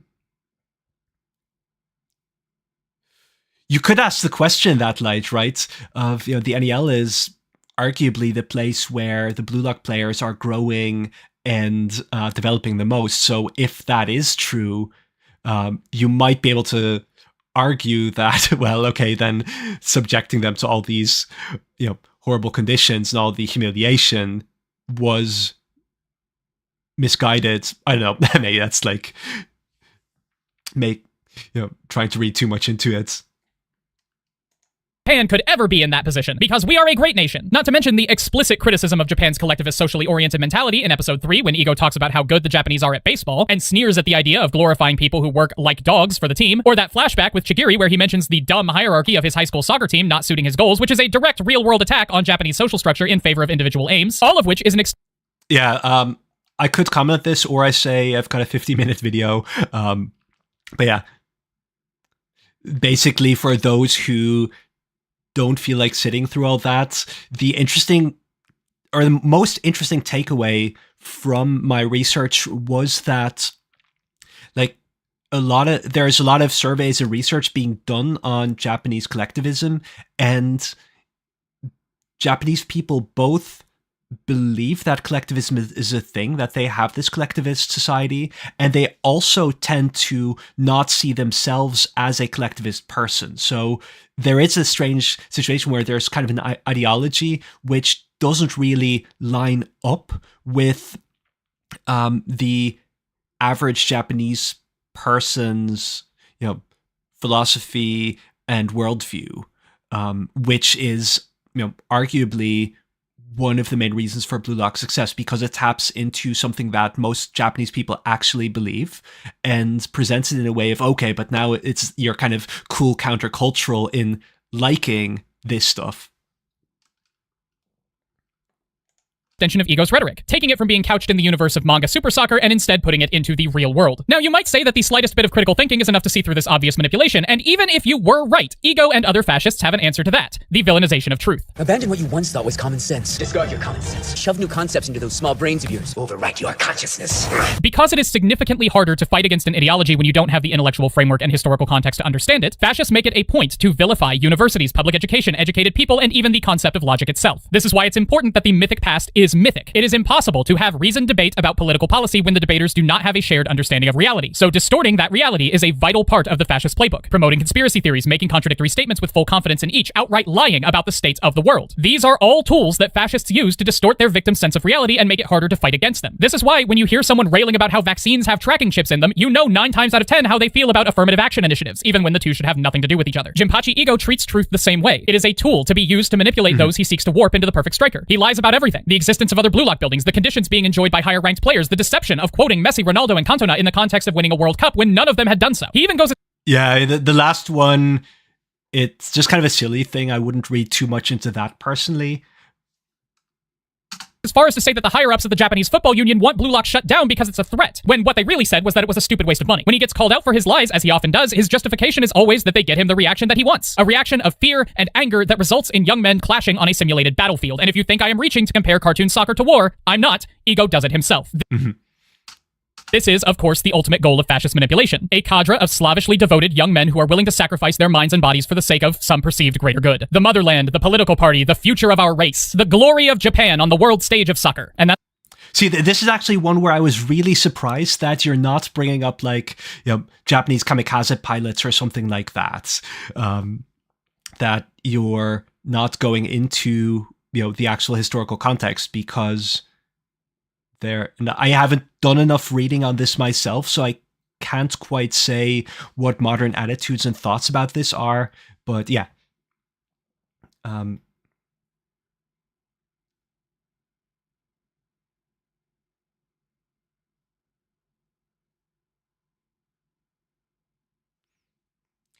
yeah, the rebuilding from zero at the beginning of the series was what laid the foundation for their current growth. Honestly, just an example of the bootstraps paradox, says Macy. Yeah, exactly. Like, you needs that rebuilding from zero. You need the total erasure of your established assumptions if you want to radically make them rethink the way they play football. Yeah, Trishla, Blue Lock really is amazing with how complex it is. Every character contrasts with others. It's so simple to the point that you can turn off your brain while also being peak fiction. Absolutely. Yeah. No, that's it. See, I honestly, when I pivoted the channel to a Blue Lock channel, I was kind of worrying that I just get sick and tired and bored with it. How could I maintain consistently new videos that I find interesting as well for um who knows, years or something. And then I've been doing it and I'm only getting more ideas. I have a ton of notes and concepts where I think, okay, this would be a great video, this would be a great video, and I'm not getting bored at all. And every time I sit down and research something, I just find more in it. There's just so much. Like, that's honestly my favorite kind of media, ones that don't shove in your face necessarily like how complex they are. Not to say that Blue Lock doesn't showcase any of its complexity, but the further you dive into it, the more you just come to understand that this, like, everything is somehow tied together. Everything is intentional. There's just so many images, so many ideas that are constantly in dialogue.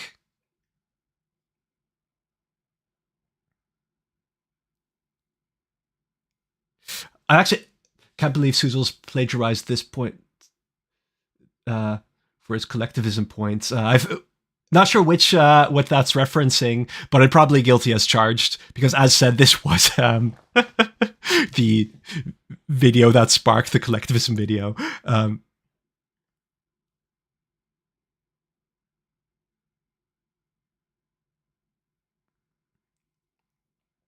Vicente says, what is strange is how ego is not exactly wrong, because in Argentina, for example, the people of that entire country hated Messi for a certain period because they have not won a World Cup with him. He's considered the best in the world, like the one in the previous generation in Argentina. Madonna won a World Cup.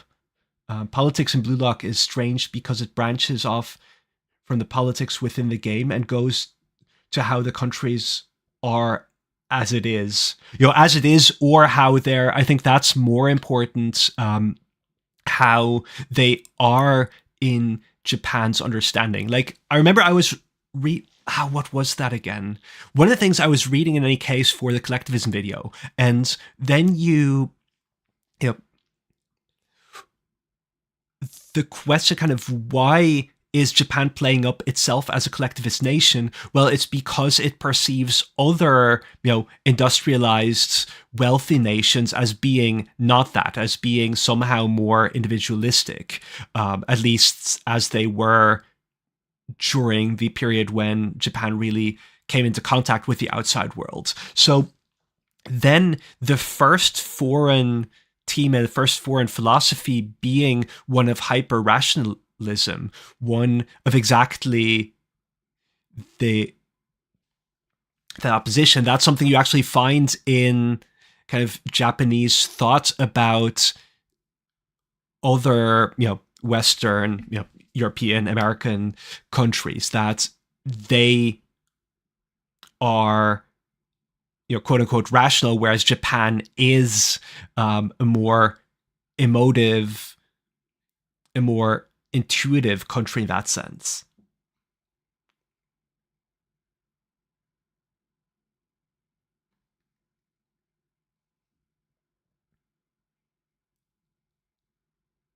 Let's see.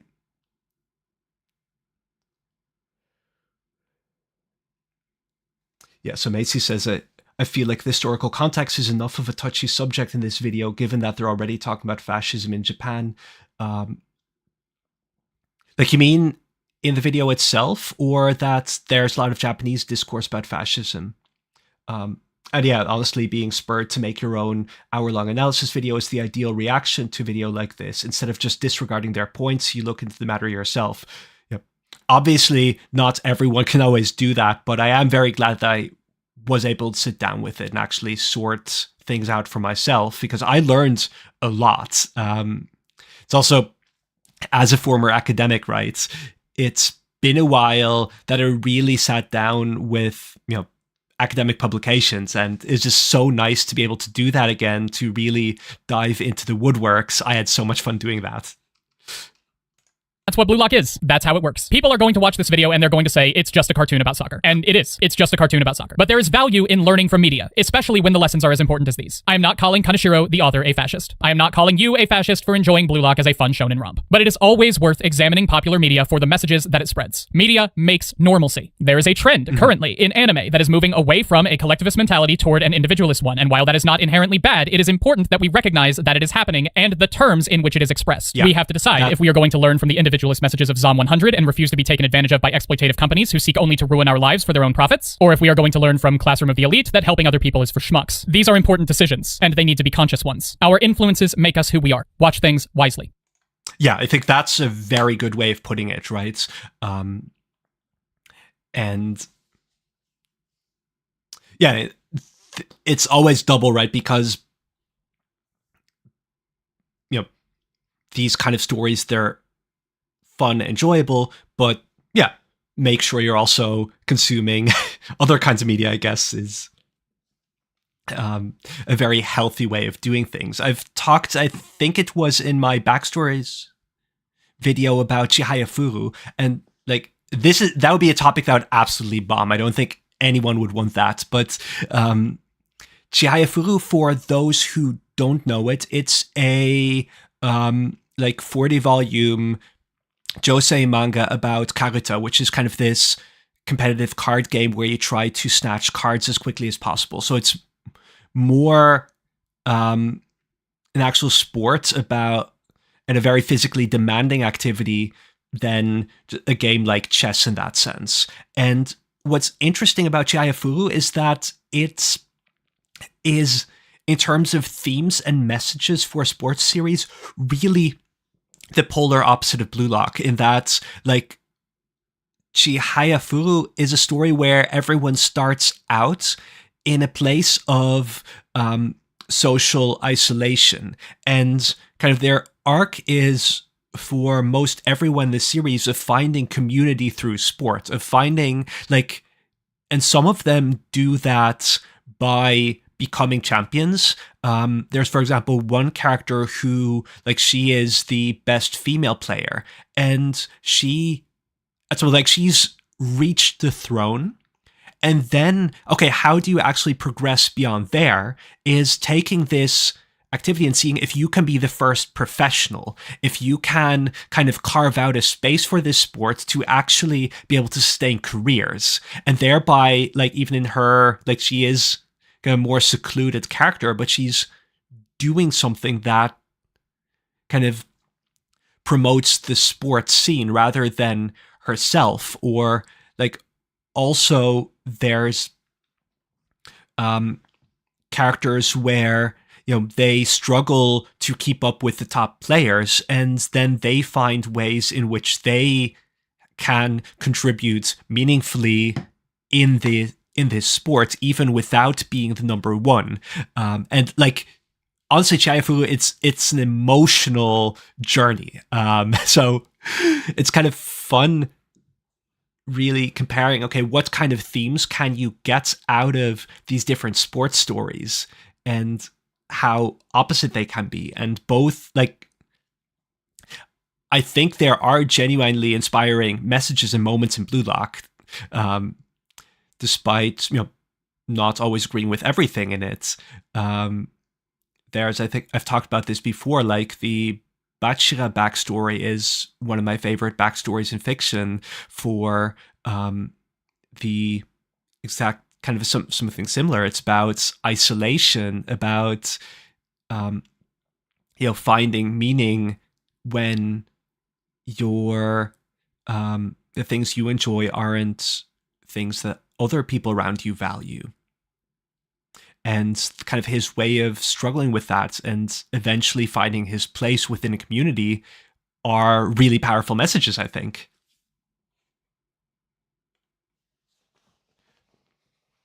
Okay, Vicente says, this is interesting. Japan actually does have a football identity, being their great coordination between the players, which I'd argue is at the top of the world, which plays into the chemical reactions as well. Oh, that's super cool. If this is something I can't make that video because I don't know enough, but I'd love to see someone actually sit down properly and work their way through this of, okay, how does Blue Lock kind of look into existing real world soccer cultures, football cultures? That'd be very exciting.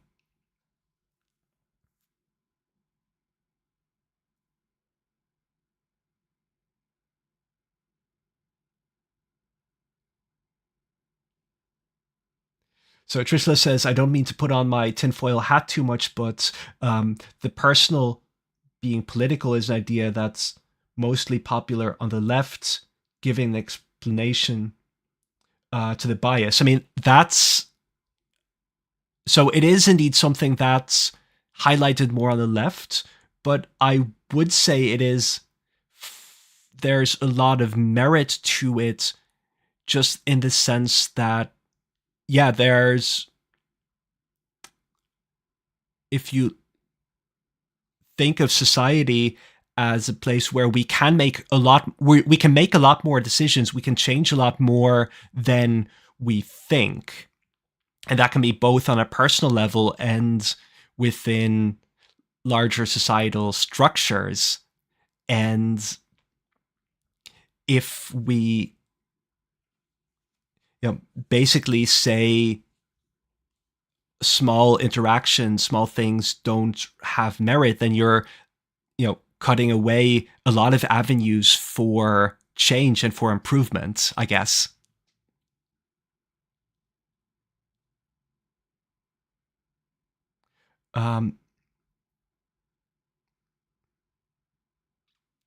So Macy says, I'm sure you'd exist the series Medalist a lot. It's a sports series from the POV of a failed figure skater turned coach who takes on the young pupil. Very unique in that aspect.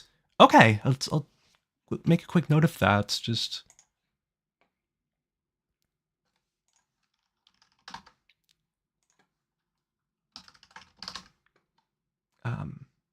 that's one L.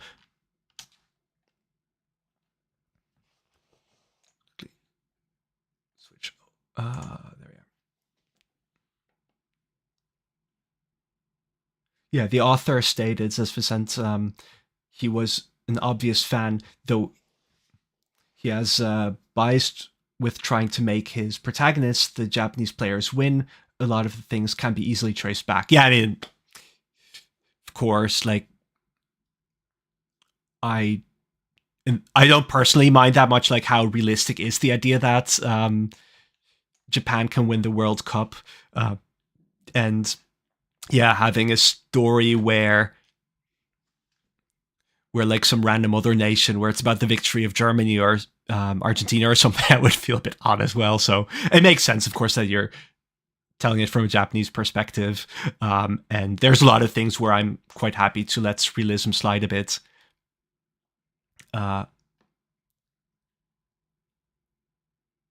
It's like Macy is elaborating, if we had a series where Snuffy, as the main character, was coaching Barrow, a lot of learning on the part of the pupil, but also a lot of stuff that being taught to the coach as well. Oh, that's something that I love, those kind of things. Like, that does sound up my alley, actually. I'll have to give it a look once. Another thing to mention is Barrow is a reference to a player who failed at football due to his mentality with the sport growing careless, Vicent Knight. His name is Mario Balotelli, who played for Manchester City, which applies to every single character. You can trace their arcs back to who their favorite player is.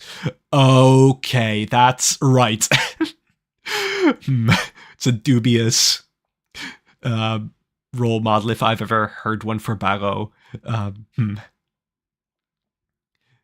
Because paradoxically, Barrow is, I think, after Isagi, at least in the current story, the one who's most willing to renegotiate his worldview, to re-examine everything he does, and to really change things up and change his mentality. And it's something where that's what I think is very cool about him, where it doesn't come easy to him. He struggles with having to give up his desires for a greater purpose.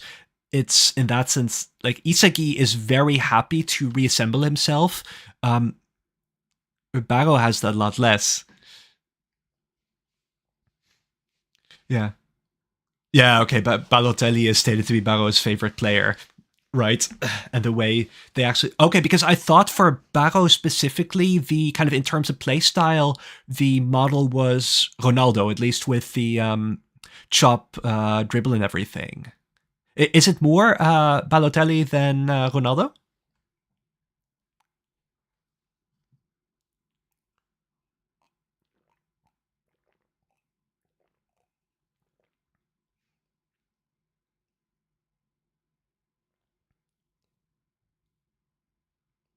Yeah, that's very right, Trishla, by the way. So soccer and sports in general really has an interesting effect with psychology, modern nationalism,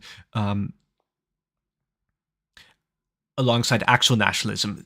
See, that's kind of where I think it is interesting to do this for a sports manga specifically, because there are already nationalist elements in professional sport, of course, and sometimes in more healthy ways than others.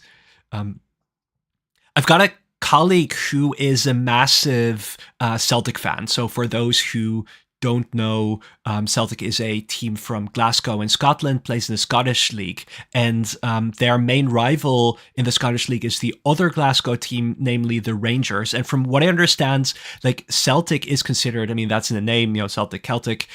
It's the Irish team where, because for decades, the story of Ireland is that people would leave the country in search of better opportunities. That's kind of changing now, fortunately.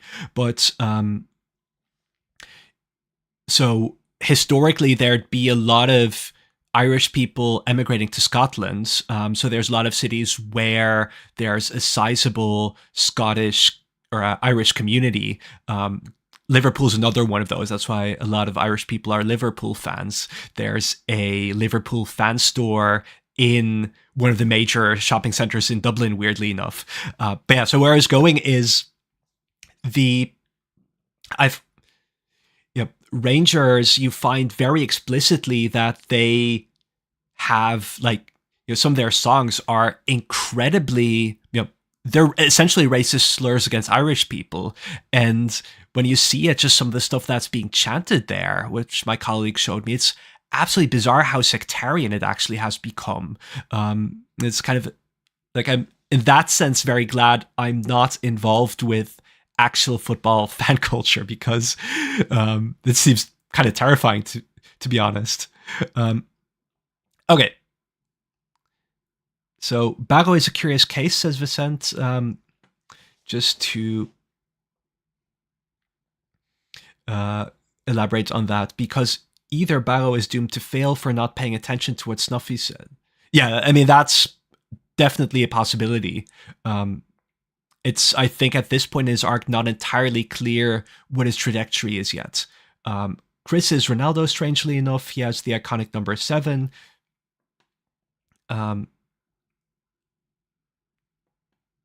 Ronaldo is considered the second, only beaten by Messi, and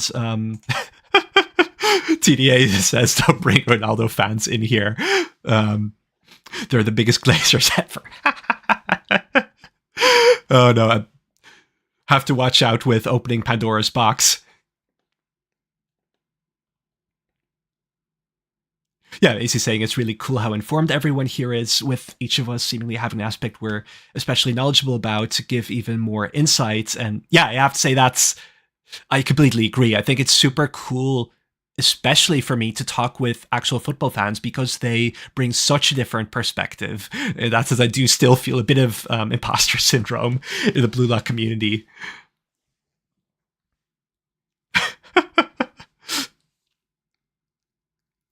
Chris shouldn't be Ronaldo because he never played for City but United.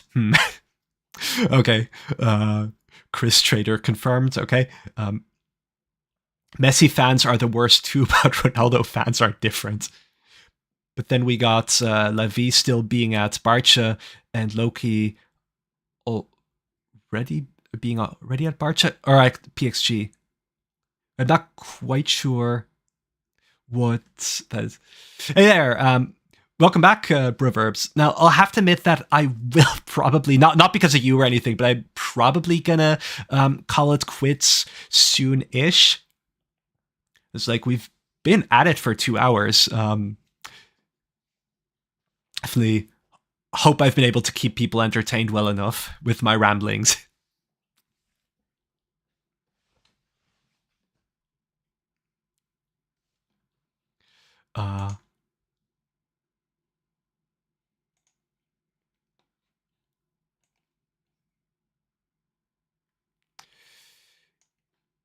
Yeah, I'll just quickly wait for Vicente to follow up on the thing about Loki and Lavinho. But yeah, no, I really enjoyed this, actually. I had no idea either, like, if people would care, how much people would, if people would show up. Actually, that's one more thing. Now if I was wanting to ask anyways. So one of the things, like, I did this stream with The Wise. I did a collab with Serena Rosa a while back. Do you have other content creators where you'd say, oh, those would be really fun to have on, just out of kind of trying to gauge temperatures?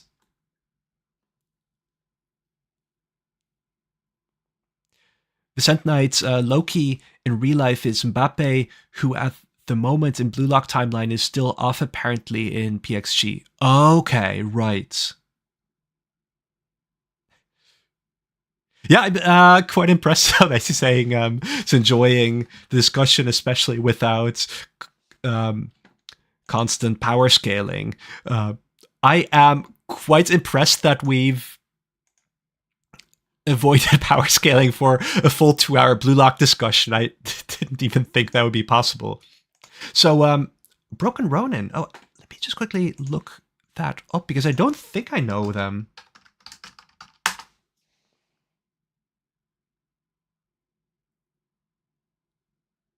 Oh, wow, that's actually a really big channel. I'll have to check out what they do.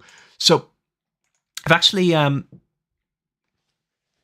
Animas, I can definitely get in touch with. I've got him on Discord from the collab I did with Lessons of Anime.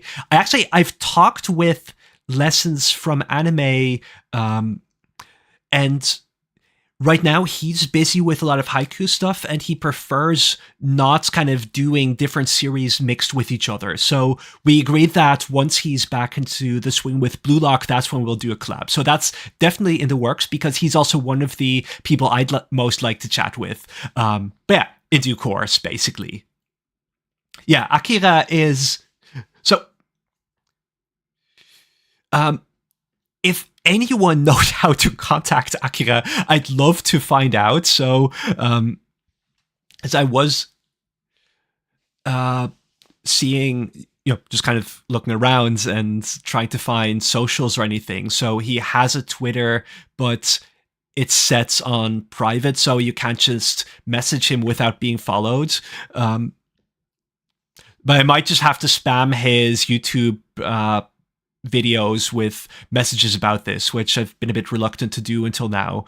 If anyone else knows of better ways to be in touch, then I'd love to hear that, because Akira is also someone I think would be really fun to have on, just because like the level of depth he goes into with like very specific topics. Like I didn't even know it would be possible to make a 20-minute non-essay video before he did it. And that was a very cool video, actually. That got me thinking about a lot of stuff as well. So I'd love to have him on at some point. A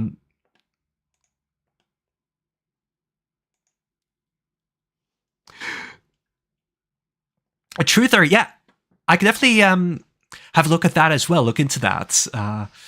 Watch a few of his things here and there. And yeah, no, I might get in touch.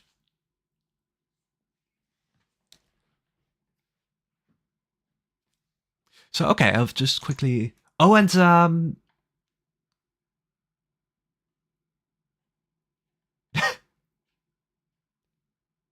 if it makes you feel any better, I did actually recently end up watching a fair... I think most of the Manchester United-Liverpool match last weekend. So was that... Yeah, no, it was on St. Patrick's Day, because I was out in town with some mates and we ended up sitting in this pub for, a good 8 hours, I think. And maybe a bit less, but 6 definitely. And they were playing the match in the background. And we actually had a fair bit of fun. We all ended up cheering for Liverpool.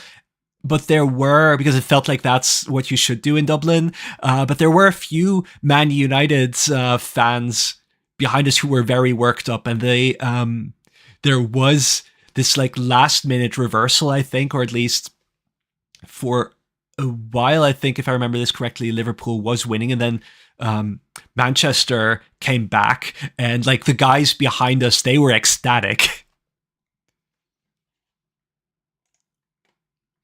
And let's see if I've missed anything.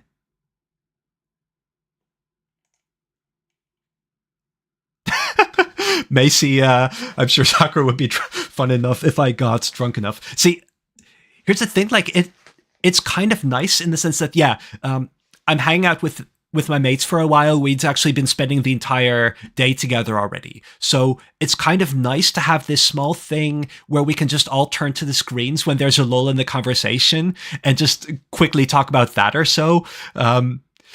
Football in the background, highly recommended. Percent Night, I don't know how Manchester even won. Neither do I.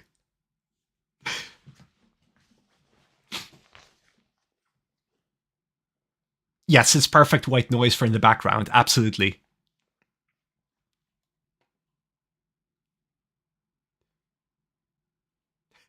Trishla, wishing you all the best for the Rin video. You were talking about that earlier. And yeah, absolutely. A Blue Lock Alien views. I'll be among the first. That's a promise. Night. You guys are hurting me. I feel like an outcast. I'm so sorry.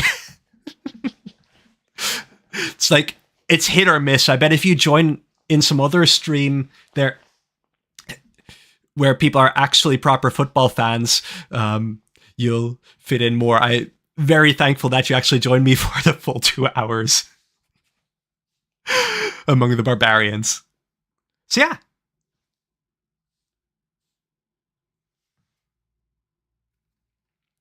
If you had the ability to edit, I might have started making vids. So what I will say, that's very much just the energy I've had with the channel. If you look at my earliest videos, they are... Actually, the scripts are great. I still really stand by those. But in terms of everything with the gear, with editing, they're shite. They're awful to look at. But the thing is, I didn't know much of anything about editing either, and I'd say still now, there's a lot of content creators in the Blue Lock scene who are better at editing than I am. Don't let that, that shouldn't be the bottleneck, basically. If you have interesting things to say, start recording, start writing. The editing can be bare bones to start with, and that's fine. like, it's more of a shame to, if you're sitting with these ideas, if you're sitting with some really interesting stuff, to, not end up doing with them. That's just my 2 cents. And the more you keep at it, the more you learn. Especially my first year, I kind of had a goal of, okay, for every video I do, I want to make a minor improvement in editing. And that could be something as simple as, understanding some more effects, trying out things with sound effects, etc. And like, I didn't at the very start say, okay, everything has to be perfect, because they really aren't. If you ever want to, see something that's hopefully encouraging, go look at some of my early stuff.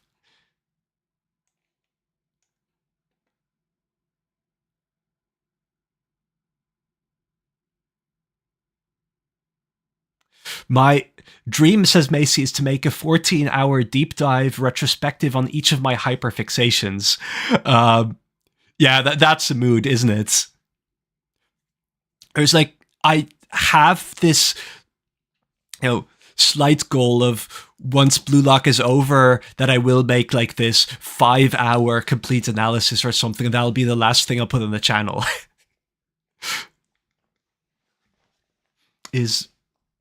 Yeah. Thanks so much, Trishula. Thanks for joining in. That was really fun to have you along.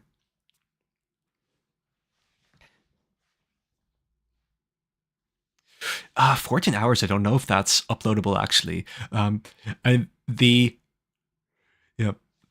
real energy there is, of course, to have your 9-hour video and then a sequel be another 9-hour video or something. Call it part 2.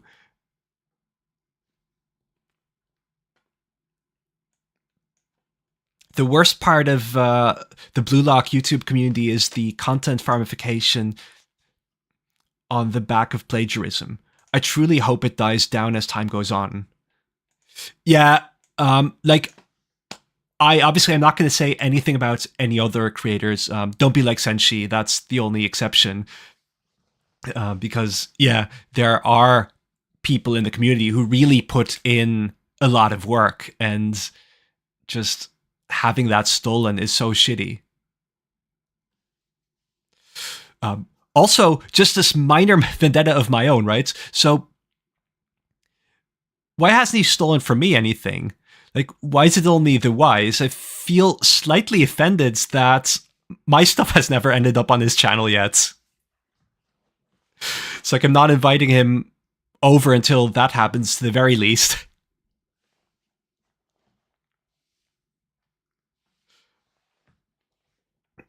Yeah, proverbs about the you learn better along the way as opposed to waiting. Yeah, completely agreed. It's just such a shame to sit on something forever just because you're you feel uncertain about a small aspect. Also, I would recommend, like, I was mad ambitious where I was like, okay, you know how I start? I do like 3 45 minutes an hour videos.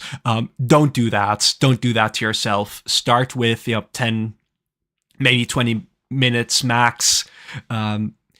Because realistically, you can't get a 10-15 minute video.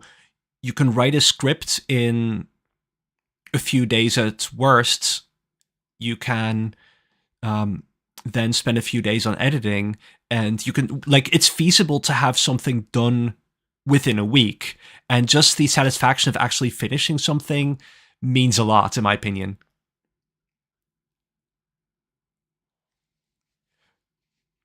Oh wait, someone stole one of your one of Macy's theories? Oh, that's really shitty. Can you? I'm not sure, by the way, like, in terms of links,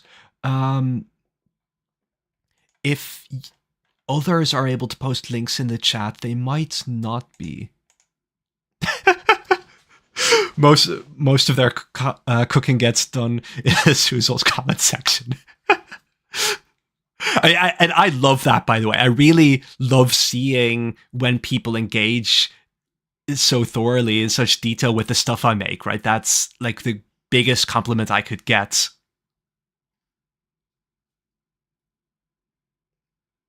I really appreciate that. When I first watched your Uber's analysis video, I thought you were following the Blue Lock trend and making a recap on the Uber's game. But when I finished the video, you became my favorite Blue Lock YouTuber ever. It just always makes my day to hear that. Can't say enough how much the feedback from the community has kept me going. Oh, the first one you saw was the Kaiser video, the irrationality one, you mean? That was a funny one because initially it did really bad. And then suddenly, I think on day 10, it started exploding in views for, as far as I can tell, no foreseeable reason. And then it became my second best performing video ever.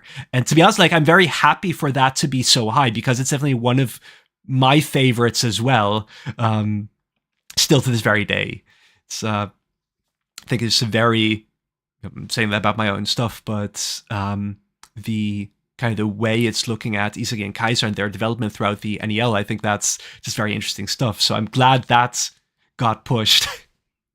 There's probably shouldn't be dunking on my own stuff, but I think it's my third best. That was the Manshine Uber's Parallels video, which I think it's a fine video, but it was kind of made as there's some stuff that I really should discuss about the Uber's match that didn't fit in the overall Uber's analysis, plus that I just did want to get that over with at some point. So it's that kind of felt like something I had to do just to kind of address the, Hiyori / Nagireo parallels. So that was one where one of the ones where I honestly felt a bit less satisfaction doing it because it felt like I was ticking the numbers. So I'm always happy when something I'm genuinely passionate about, when something I'm not that I didn't enjoy that one. It's just the videos I like most are the ones where I find, I'm sitting down with it and I'm just discovering more and more new stuff and thinking about this series in a different way. And that one just didn't do that for me as much. Whoa, wait, you started with that, with the Egoism Transcended video. Wow, that's, I had no sense of who actually, or how many people actually got into it that early. That's wild. And see, the weird one is those first two videos I did, right? The Egoism Transcended and Blue Lock's Failed Egoists. That was really, I'd just finished, or I just caught up to Blue Lock, I think within a month before I dropped those videos. And I was just thinking, I want to talk about this series. I'm really into it. But I've got this fear that it just doesn't hold up because I didn't know Blue Lock that well at the time of making them. So I reread, I think, all of the NEL plus parts of the earlier stuff, but maybe I should at some point just have a look and see what I think about it, because it's one of those where it's probably still holds up, but in my head I've improved so much and learned so much more that I'm kind of dreading looking back at the really early things.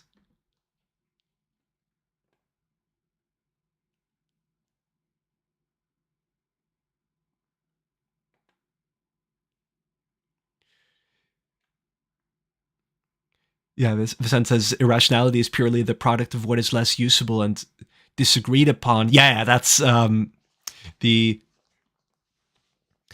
That being said, Igarashi should get an injury in the PXG game. I'm not sure how those two follow, but.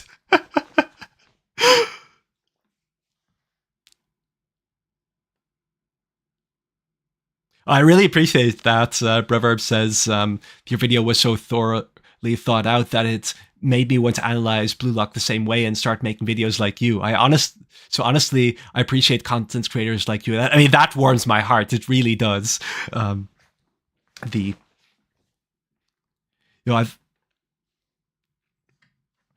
what to say. Yeah, it's the best stuff where you feel like, okay, now I'm motivated to actually sit down and get some more stuff out there. So if I can do that for others, like, that's spectacular.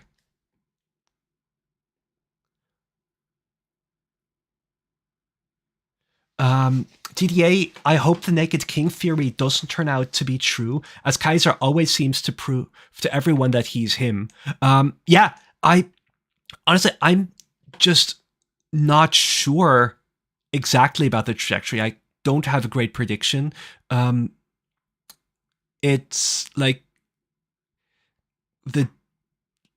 there's something very satisfying about the notion that Kaiser is just taken down after being such an arrogant prick at the beginning of the arc. So that I can see, but I would it really depends on how it's done.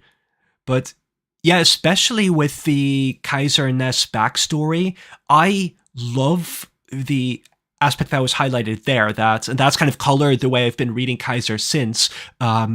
Kaiser being the person who does the impossible, who defies reason. And I think that's such a cool concept, actually. And, of course, he's slipping. Of course, he's losing that touch, and he's,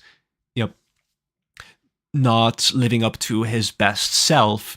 But I would really hope that at some point, and that could be either in the NEL or at some U20 World Cup stage, that we do get that back, that we do get the Kaiser making the impossible possible.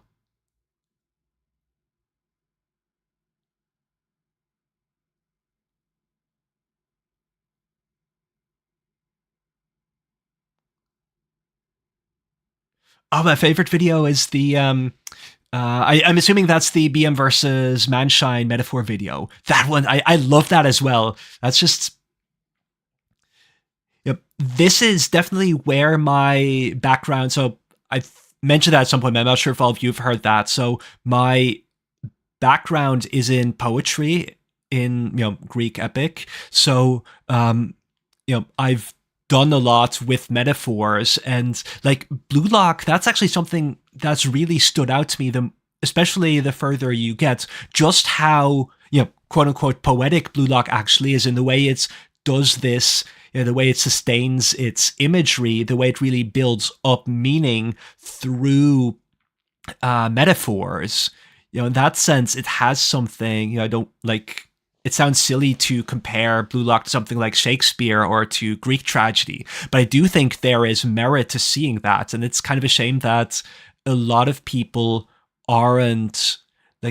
That's also partly why I don't use the term aura myself, because I think it's a very reductive way of seeing it. Okay, his aura is, I know, an eagle or a lion or whatever. It's kind of, I know once you start seeing this as kind of more elaborate imagery that kind of weaves into each other, you're going to get some really cool stuff, in my opinion.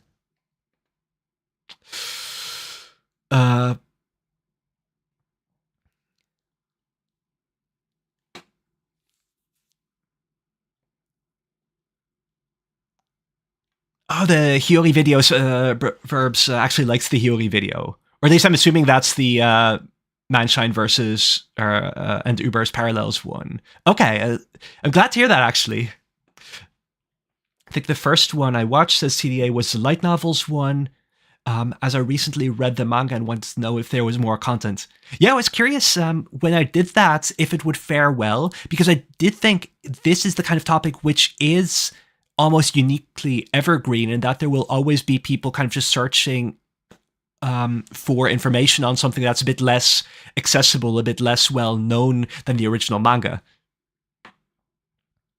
It's also because, to be honest, when I made the pivot to pure Blue Lock, right? And the first few videos I did weren't really performing that well, which was a bummer for me because I thought, okay, I have built up something with that Nagi video that really blew up. So I was hoping to kind of tap into that. And it just really took a long time to get off the road. A few like just mistakes I made, like both with the Bachira video and the Metaphors video. I changed the thumbnails, and especially with the Metaphors video, I don't know what I was thinking, but I initially called it the moment where Isagi becomes a literal god, which like I changed it one day later because it just seemed way too clickbaity and non-specific for me. But I think in both cases that kind of did some damage to their spread, that I kind of packaged them poorly to start with. And then the light novel video was the first one that really started to get the ball rolling again. And then kind of the rationality video started popping off like crazy. Then I did the Ubers video, which performed very well. Then I did the Manshine video. Then I did the Kunigami video, which all are like among my best performing videos. So that was kind of really the golden period for the channel up to now. So I mean, that being said, I'm hoping to start getting back properly into it, and hopefully the U20 analysis will do well, which I kind of suspect it will, just because it's such a beloved thing.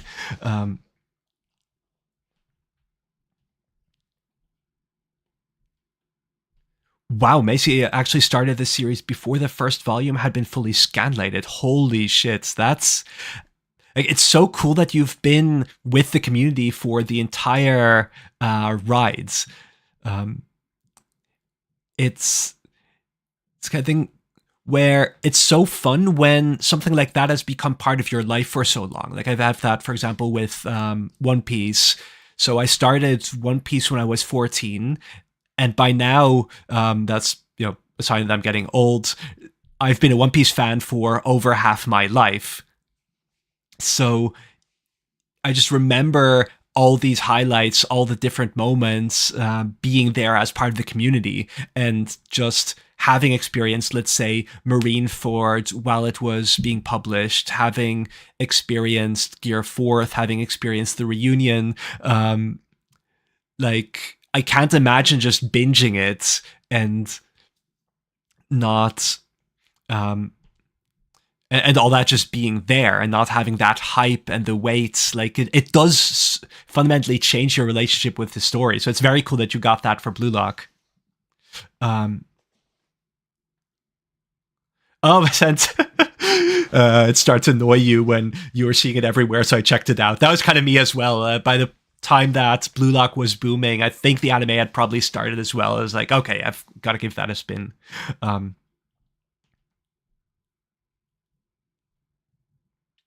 And hot take, I genuinely don't like the way Bastard functions as a team. The only argument I can see is that by raw talents, they are better than every single team. Yeah, I get that. In terms of, like, it's...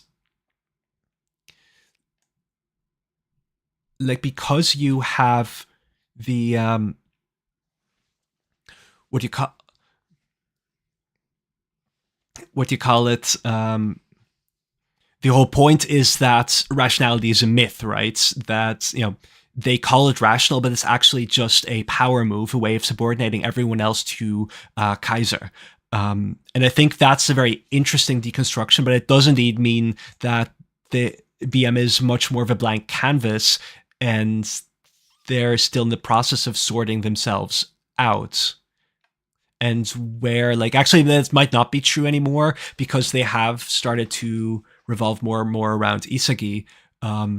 But in that sense, it's a bit less interesting of a philosophy. Yeah, I could get that. So Macy calling it now. Kaiser is scoring a bombastic second goal during PXG. He'll be a naked king, yet rise up from those ashes to be a proper villain during the U20 match. Yeah, I can definitely see that. I know, like, I've been talking with the Wise about this. Like, he's a very strong proponent for a hat trick by Isagi. I think his arguments are quite good, actually. I'm kind of agnostic on that matter, but I can I would love to see a rise from the ashes from Kaiser, because as said, it would be a shame to just kind of dunk him down and not have any of the abilities anymore that really captured our imagination. Uh,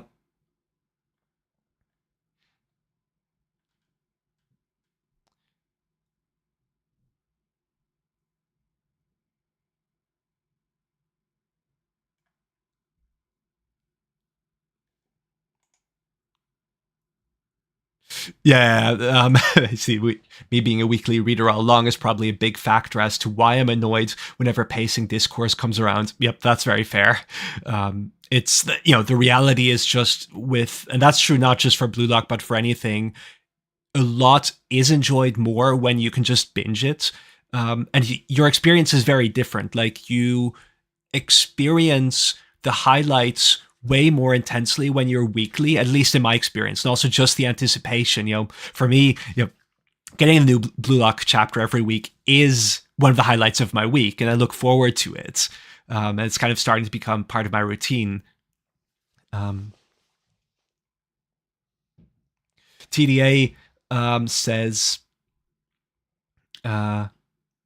I've been a weekly reader since the beginning from the Ubers match, and I don't really get the pacing issues. The pacing is one of the best parts in the manga, in my opinion. Yeah, that's very true. Like, Blue Lock actually has spectacular pacing. It's just that nothing is great when you consume it. Or, no, that's not true, but it's frustrating when you're super excited about something and you have to wait a week for 18 pages every time. That has nothing to do with Blue Lock. That's just the general experience of following a manga on a weekly basis. Speaking of winning, says Vicent Knight, I am totally incapable of seeing Barrow and some other playing for the national team at the end. Yeah, that's why I still don't know how I should picture that either, because it feels like slightly too many talented strikers, so I wouldn't know how the World Cup arcs, the U20 World Cup arcs, would negotiate that. Because, it's hard to see Barrow, or I guess Barrow you could make an argument, but someone like Kunigami, when you've got Rin, Isagi, Shido, Barrow, etc., like, it's a hard sell.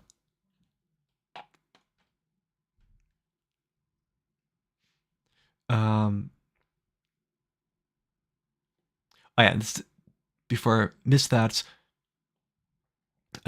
following up on the BM things, Vicent says, literally, I am confused by what the author wants to tell us with the way they are succeeding and are playing, because this actually wouldn't work in the real game. Yeah, that's fair.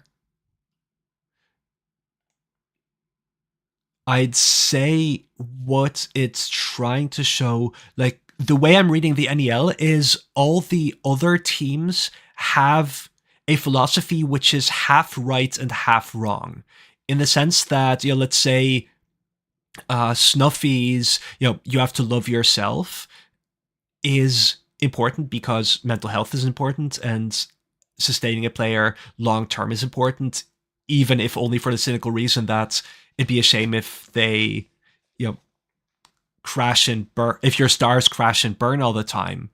But at the same time, the question is also, okay, is that then stifling the growth? And that's kind of similar with, I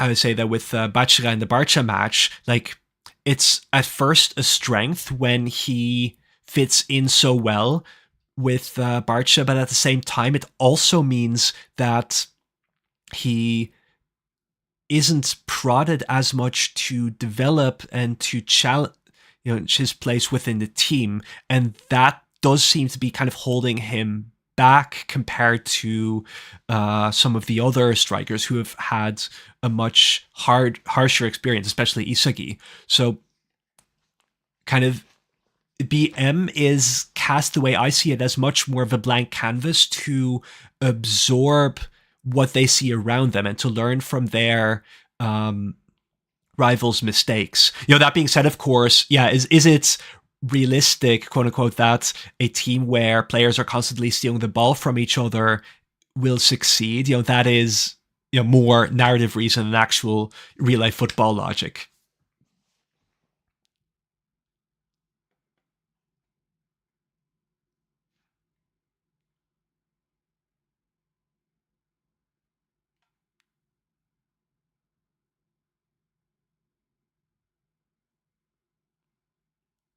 Just see if there's.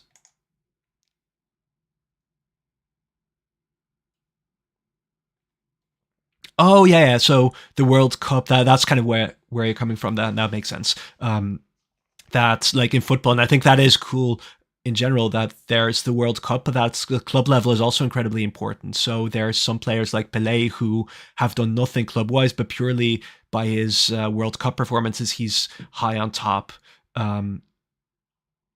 So Barrow could be a club legend, someone who has his career in his club games. I think that's right fundamentally, that Barrow is probably at his best in a system that really revolves around him. Like the Ubers match was his highest high was once he started not just having players support him, but also it becoming a give and take where he's really driving everyone else to become the best of themselves, but he has to do that in a way where he is still very much at the top.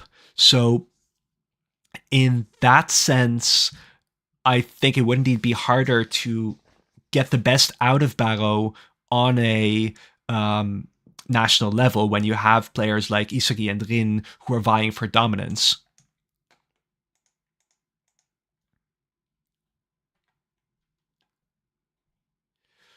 Yeah, so I think, like I was saying, I'm going to call it like probably half an hour ago already. But yeah, I will now actually call it a day because it is getting kind of late. So everyone, thanks so much for joining in. I really enjoyed this. It was so much fun. And I do want to make streams a bit more regular thing. So, as said, I am planning to have other content creators on, but I'm kind of glad to actually see that I was able to entertain people and just have some really interesting discussions for the past hour and a half, or 2.5 hours. So I was slightly nervous about this. Okay, are people just going to get bored of just me? But no, this was super fun. So everyone who joined in, I'm hoping to see you soon. Either in comment sections in future streams, even on Reddit or something. Take care. Have a good weekend, and we'll be in touch.